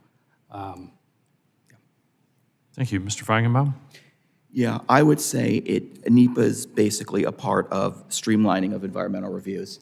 You know, we have processes in this country where it can take 8, 10 years, depending on. And, you know, other countries do it in half the time and half the cost, and we're not really helping the environment. So we need to look at this bureaucratic mess that we've sorted out and streamline it so we can get these projects done more cheaply and quickly. Mr. Regan? I agree that we, not just in transit, but in transportation broadly, we need to figure out a way to better speed up project delivery. And I think that also, it enables you all in making the laws also to talk about, we're making investments in our communities because people see the results more quickly. They see investments in their communities, they see expansion of lines, they see all that stuff. But I also think, going back to what we were saying earlier on the difference between operating and capital and providing more flexibility to meet communities where they are and what they need, and reforming our programs so that the agencies, the communities themselves, can make the decisions about what are most needed for their systems. And I think there's a great opportunity coming up to be able to do just that. Thank you very much. Mr. Chair Pro Tem, I yield back. Thank you. The gentleman yields back. I recognize the gentleman from California, Mr. DeSagne. Thank you, Mr. Chairman. I want to thank the witnesses. Challenging times, particularly the last 5 years in transit. I represent a district in the East Bay, the San Francisco Bay Area. It's home to 4 of the 10 mega commutes in the United States.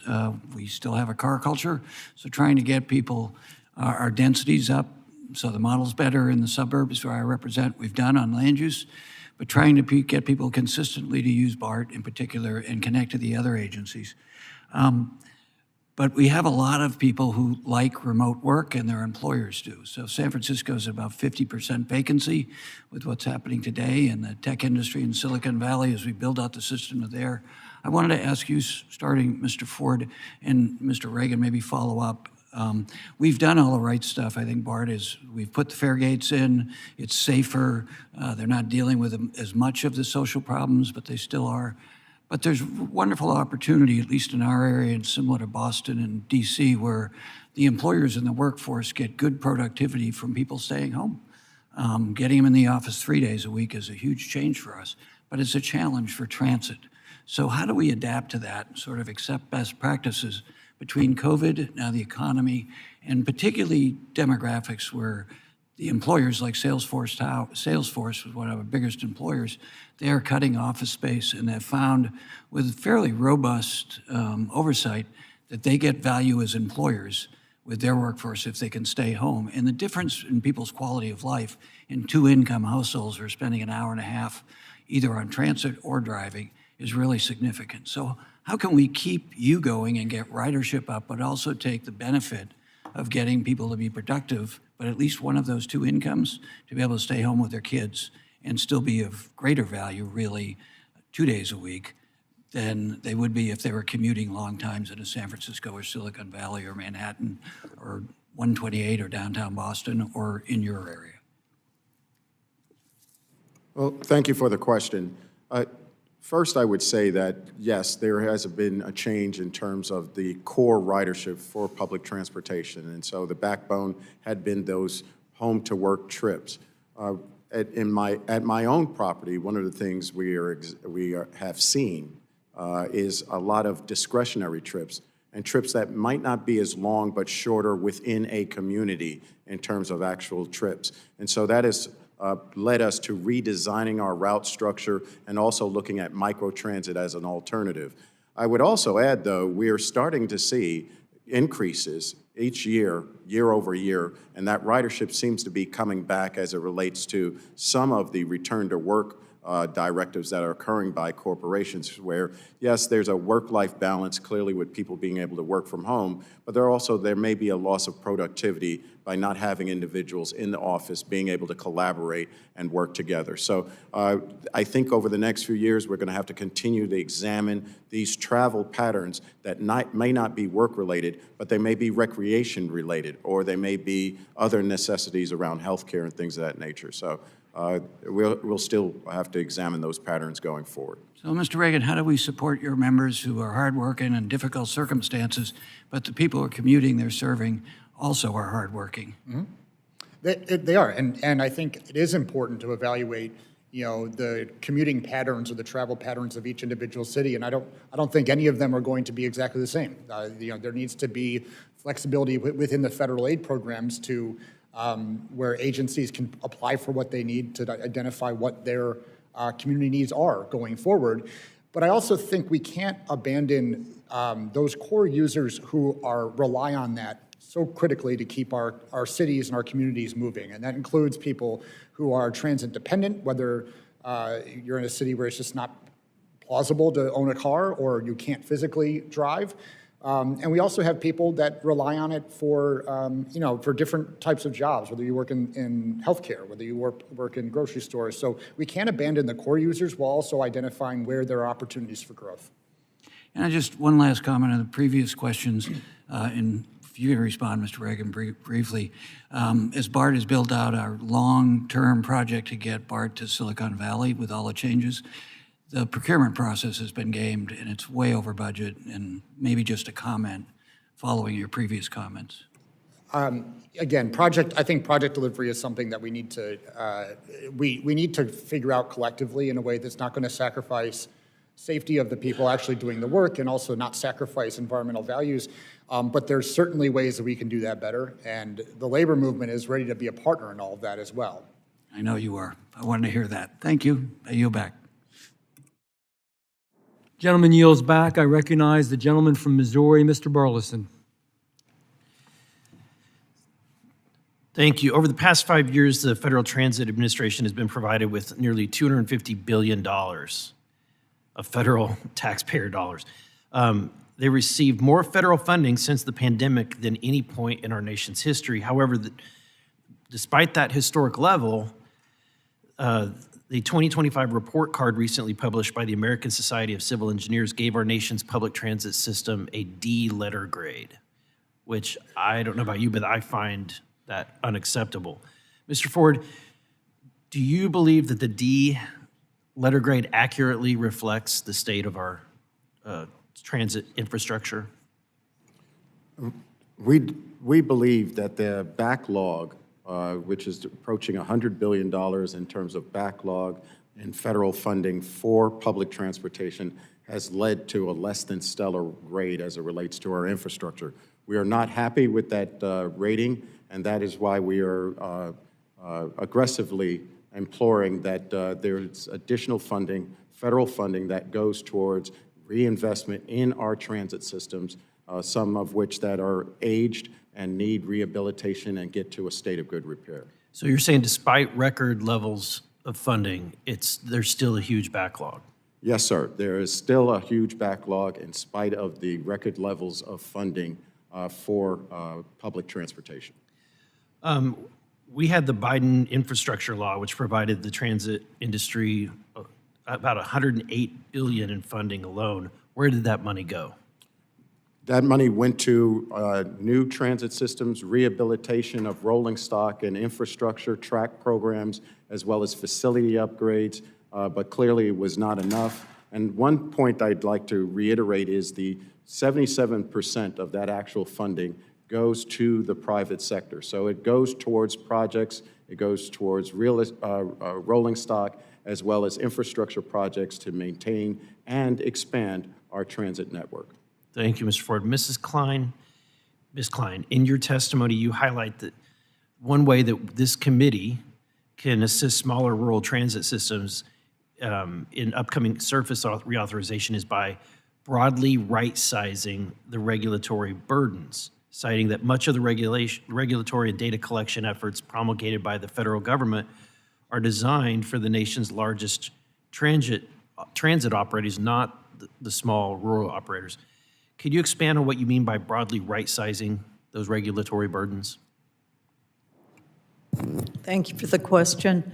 And again, I'll reiterate, we have 4 administrative staff to do all of our reporting requirements, meet the monthly requirements from our DOTs and so forth and so on. So we don't have the ability to meet the regulations within the timeframes that they need to be met, although we do meet them. But some of those could be downsized. And again, I'll go to the dollar. Are there some that are kind of pointless in your mind? Oh, yeah, quite a few of them. You have a list of them? Well, yeah, I do. I can get you the list. We would love to have that list. Yeah. So in your view, some of these regulations are definitely not necessary. And so I would love to get that, because I think that this administration, one thing that we can do is, and figure out how we can cut red tape. Mr. Buterbaugh, in your testimony, you make an interesting point that multiple private sector entities compete for transit contracts is better and will maximize every dollar. Can you expound on that? Yeah, I mean, it's pretty simple for us. We believe that the more competition there is, the sharper the price point is going to be on these services. And we think that there's things that can be done from a contracting standpoint and a procurement standpoint that can really drive further competition between the private sector. Some of those are, looking at things like liquidated damages today. They're kind of wide open for private contractors. I suggested in my testimony on behalf of NADA that we cap them at 1% for both incentives and disincentives on the contract. We think that's a good way to drive more private interest, and also through the bidding process, put agencies in a position where they're getting far more competitive pricing. Thank you, panelists. Thank you, Mr. Chairman. I yield back. Gentleman yields back. I recognize the gentlelady from California, Ms. Friedman. Thank you very much, Chair Roser and Ranking Member Norton, who is not here right now, and our witnesses for coming to testify today. I was very excited to get on this committee, and one reason is because it's a place where I do believe we can work across the aisle on issues that are important to the American people. And I have heard several things today from my Republican colleagues that I completely agree with, and I want to call a few of those out. One having to do with us having a D grade in transit, and I do think it's important that we keep that in mind. And I believe that we do need to bring our transit grade way up, and that the way to do that is to increase our investments in transit. It's as simple as that. Our investments in transit in the United States are dwarfed by our investments in roads and many other types of infrastructure that we invest in. In fact, we should be investing in infrastructure in general in this country. We're a wealthy nation, and our infrastructure should reflect that. And to me, there's no better place to spend money than in transit. I also agree with my Republican colleagues who just spoke about permitting and making sure that when we have regulations, when we have permits, that they're additive to our goals. I am proud that when I chaired the Transportation Committee in California, I was part of doing permitting reform that was narrowly tailored, but looked at the overall environmental benefit of transit projects and found ways to streamline those so that we could get those projects on the ground with a lot less process, and certainly looking forward to opportunities to work across the aisle with my colleagues on ways that we can do that at the federal level. I do want to bring up, we've talked about the economic impact of the investments in transit, and I'm going to mention a few of those in a second. But I also want to remind people that another part of transit investments that people don't often think about is their impact on our ability to solve other problems. And namely in Los Angeles, one of our biggest crises right now is around housing and people's ability to find housing after the recent fires that we had. And even prior to that, a lack of housing has led to a crisis in housing affordability. And I've always contended that we can't fix our housing problem in our urban areas and in any area without fixing mobility. There's a variety of reasons why people oppose housing, and one of the biggest ones we hear is because of impacts to congestion, traffic congestion, and parking. And the fix to that is better public transportation. It's something that the public supports. It's something that they use when it's safe and it's convenient and runs quickly. To give people that better way of moving around their communities helps us also solve our housing crisis. Now in Los Angeles, LA Metro has recently received $700 million from the bipartisan infrastructure law to support 3 large expansion projects. We're very excited about that in LA. These projects are going to generate billions of dollars in revenue. They're going to create thousands of good-paying jobs, and they're going to reduce traffic congestion and connect Los Angeles much better to the places where they need to go. And I do believe that it's going to answer those questions about people who are concerned about adding more the housing that we desperately need in our region. The D-line extension alone is going to produce over $3 billion in business revenue and create over 22,000 jobs in the construction phase alone. And I will mention that we're going to be hosting FIFA in Los Angeles and the Olympics. And we have promised people in other countries a way to get around our community. And I hope that we use that upcoming event to continue to invest. Mr. Ford, as you know, every $1 billion that we invest in public transportation sustains approximately $5 billion in long-term economic impact and 50,000 jobs. And I was hoping that you would speak broadly to the importance of investment that you've seen in your community and what that has done in your part of the world. Thank you for that question. And it's clear, the better we move our communities, the stronger that they become financially, health-wise, as well as educationally wise.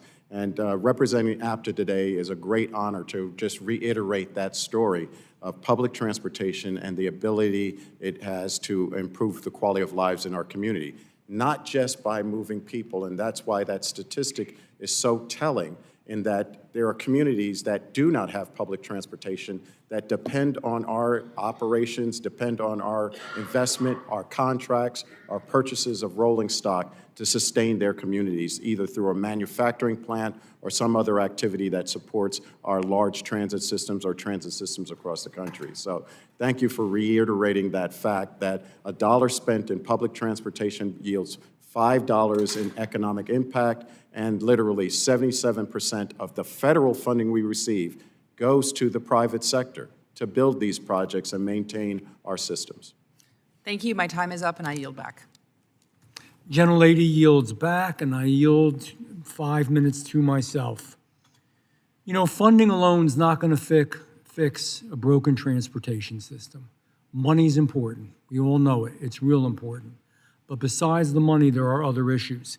We put $180 billion invested through the Infrastructure Investment and Jobs Act, which I supported, by the way, bipartisan way. Yet major challenges persist. Ridership is still low.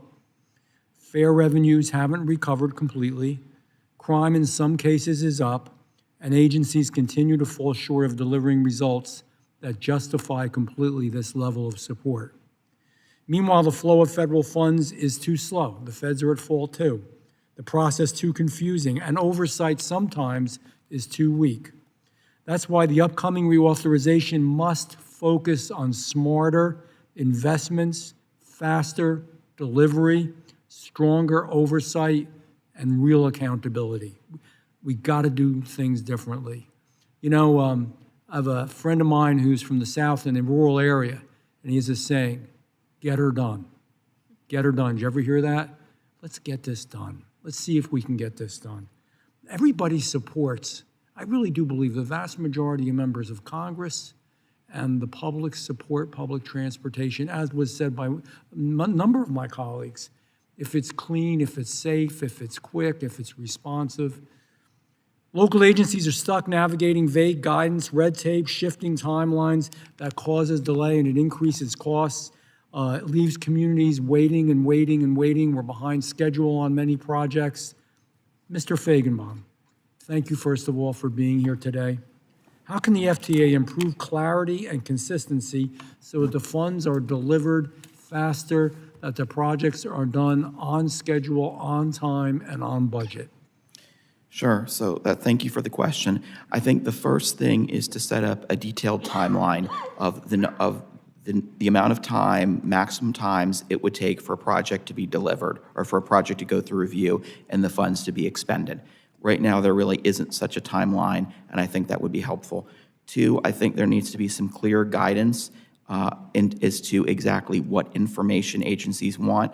and some maybe realisticness. There was a time when a detailed cost-benefit analysis was required, and many smaller agencies really didn't have the resources for that, and so FDA staff actually ended up doing it themselves, and so it was kind of a silly thing to ask for. So it's a combination of detailed timeline, clear instructions, and making sure the agency's asking for realistic information. Good answer. Could you do me a favor and get that response you just gave me to the staff here in Transportation Infrastructure Committee and to me personally in my office as well? Sure. Thank you. You know, I think we all agree taxpayers deserve to know what's going on, where their money's going, why they're spending this money, if we're making things better, if we're making them more efficient, if it's working, period. So, Mr. Feigenbaum, I'm picking on you today. Should agencies be required to, in fact, real quickly, almost like a yes or no, if you could all answer this, should agencies be required to report real-time data on safety, service, and ridership to ensure accountability? And I'll start actually with Mr. Reagan. It's kind of a short answer, if you could. I'm sorry, what was the question? Okay, we'll skip I'll you be for really now. fast. Mr. Feigenbaum. Yes, I do. With the technology today, it's very doable. Mr. Budaban.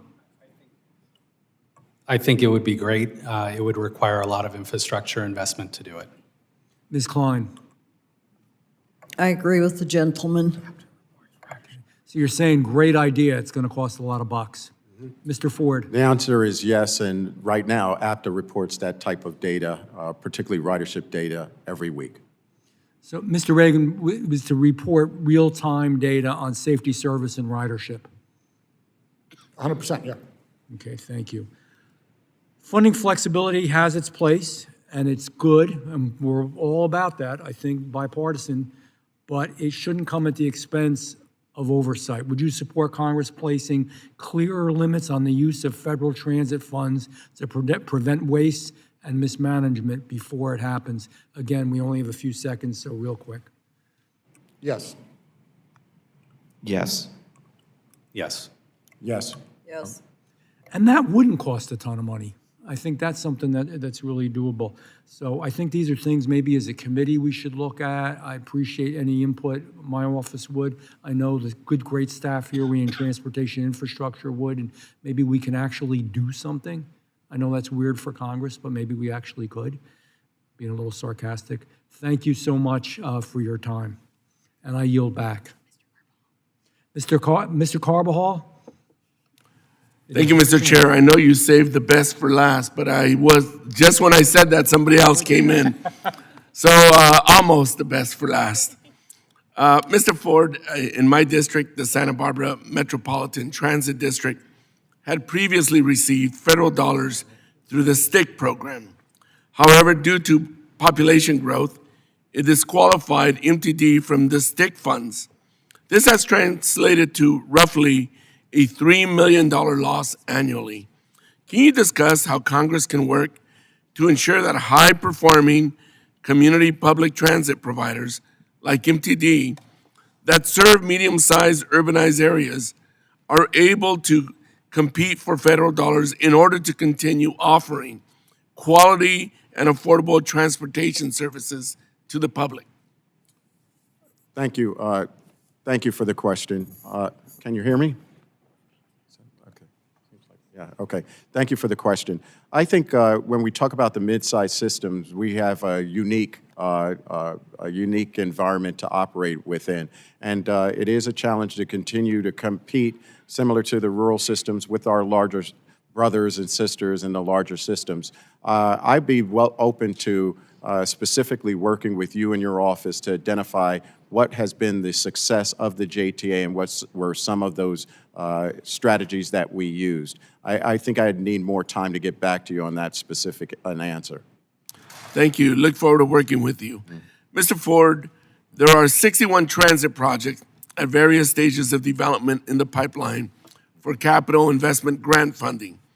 These projects are established to meet the mobility and economic opportunity needs identified by local communities. The bipartisan infrastructure law provided a historic $23 billion for the CIG program, $8 billion of which was guaranteed funding. Your testimony notes that several CIG projects that are making a difference in the communities across the country. how important is robust and reliable federal funding in getting these projects built on time and on budget? It's key to, thank you for the question. It's key to the successful delivery of that project. For our communities, when we talk about capital projects, having that knowledge in advance that the money is secure, the funding is secure to move forward, it allows us to properly plan and set up the right consultant and engineering and construction processes to deliver that program. Also, it gives us the opportunity to really articulate to our community the benefits of that program. So it cuts out a lot of the uncertainty in terms of what needs to be advanced for your community and the successful delivery of that project. So certainty is important. Thank you.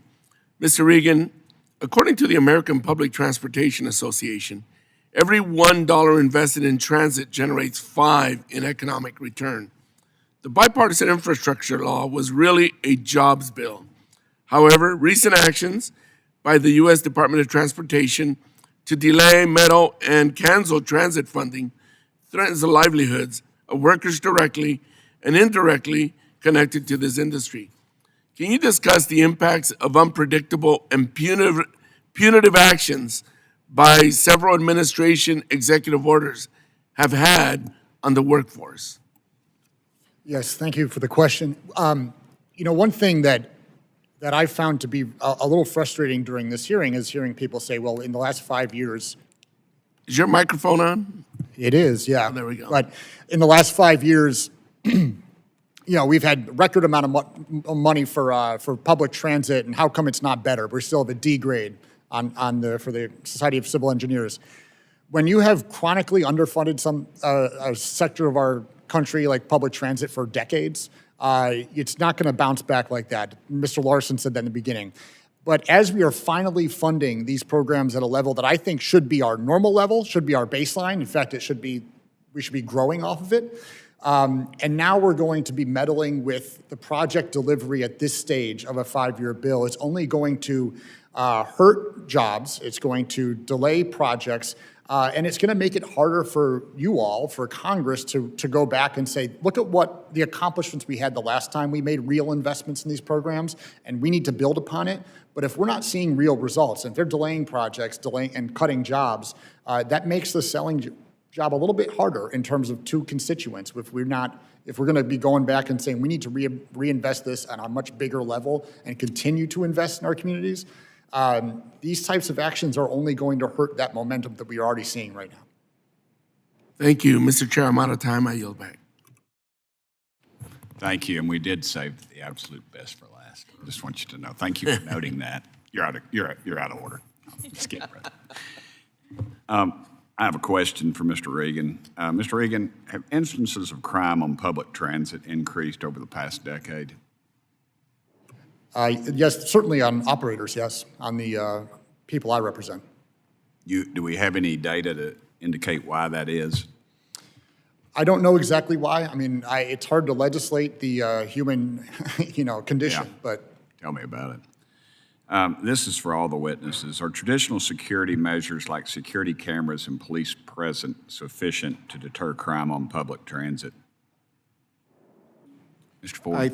I think those, thank you for the question. I think those are foundational, but there are different technologies that our agencies are now deploying using artificial intelligence, using weapon detection in terms of cameras and CCTV, using artificial intelligence to predict where there may be a proliferation of particular crimes in a certain area.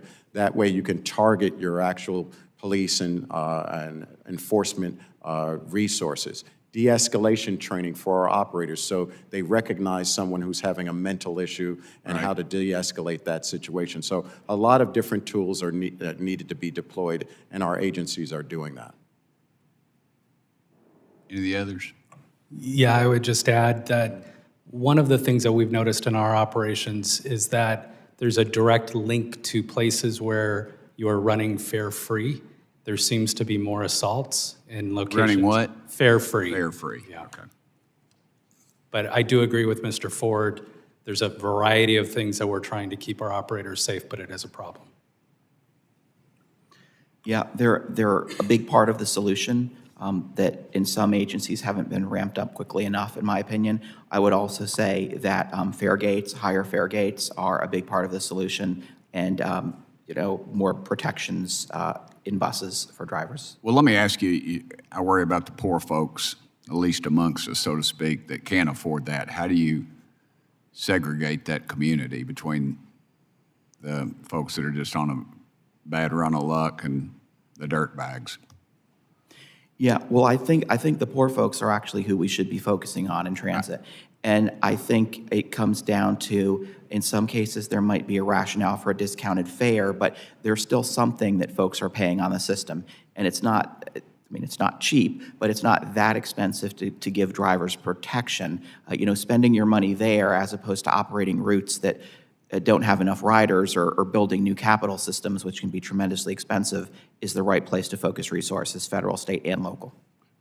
I know AI was mentioned. Are there any other technologies that we could incorporate into public infrastructure to deter some of this crime? Mr. Ford? Well, one system, and thank you for the question, one system that we are deploying now at the JTA, my Jacksonville Transportation Authority, is actually monitors where the passengers actually see themselves. You may see that in a lot of department stores and things of that nature. And so when we piloted it, that system, we saw that it did encourage behaviors, not the far criminal, it deters criminal behavior, but more importantly, just behaviors that are not acceptable in public that we were Just seeing. like a camera, they see a Yes, so video you of actually themselves. see yourself sitting on that vehicle, and that has triggered a certain behavioral response relative to just outbursts, cursing, and behaviors that are not appropriate in public. Somebody like me would be afraid that my mama would see something like that. So, That's right. Back in the day. Well, we're showing you our eyes are on you. Yes, sir. Yes, sir. I was in the Middle East, and I remembered I walked into this area, and it wasn't particularly friendly towards people from our country. I'll just leave it at that. And they had facial recognition, and I remember I asked one of their leaders, I said, "Is that facial recognition?" "Oh, no, we don't have anything like that." And I took a picture of it because it had my face on it. That's and right. I thought, man, if the Taliban had me on file, they're really digging deep. But anyway, anybody else? Ma'am, you haven't said one thing up here. I haven't heard you. You have anything to add to any of this? Well, we do have cameras in all of our vehicles and also outside of our facilities. And I will tell you that in our area, law enforcement comes to us fairly routinely to check on different activities because there aren't a lot of cameras. We're in a residential area. But also we use those to monitor children's behavior on the bus. So if your mama was on the same track that these mamas are on, we can tell them if Joey was being a good boy or not. Well, my mama's with Jesus right now, so she's all right. She's doing better. Her and Daddy are doing better than all of us, so thank you. And I want to thank you all for being here. Apparently, I have to read this. I'm not generally the chairman, and usually I will never chair a committee or be in leadership. I'll tell you that. Let's see here. Thank you all. The gentleman yields back, which is me. I'm yielding back. I'm a little cautious of calling myself a gentleman. That usually, anytime anybody calls me the Honorable Tim Burchett, I'm always afraid. I know what they're getting ready to ask. They need a bridge or a library or something. That's right. So I have to be very, very careful of that. Are there further questions from any members of the subcommittee who have not been recognized? I see none. That concludes our hearing for today, and I would like to thank each of our witnesses for your testimony. The subcommittee stands adjourned.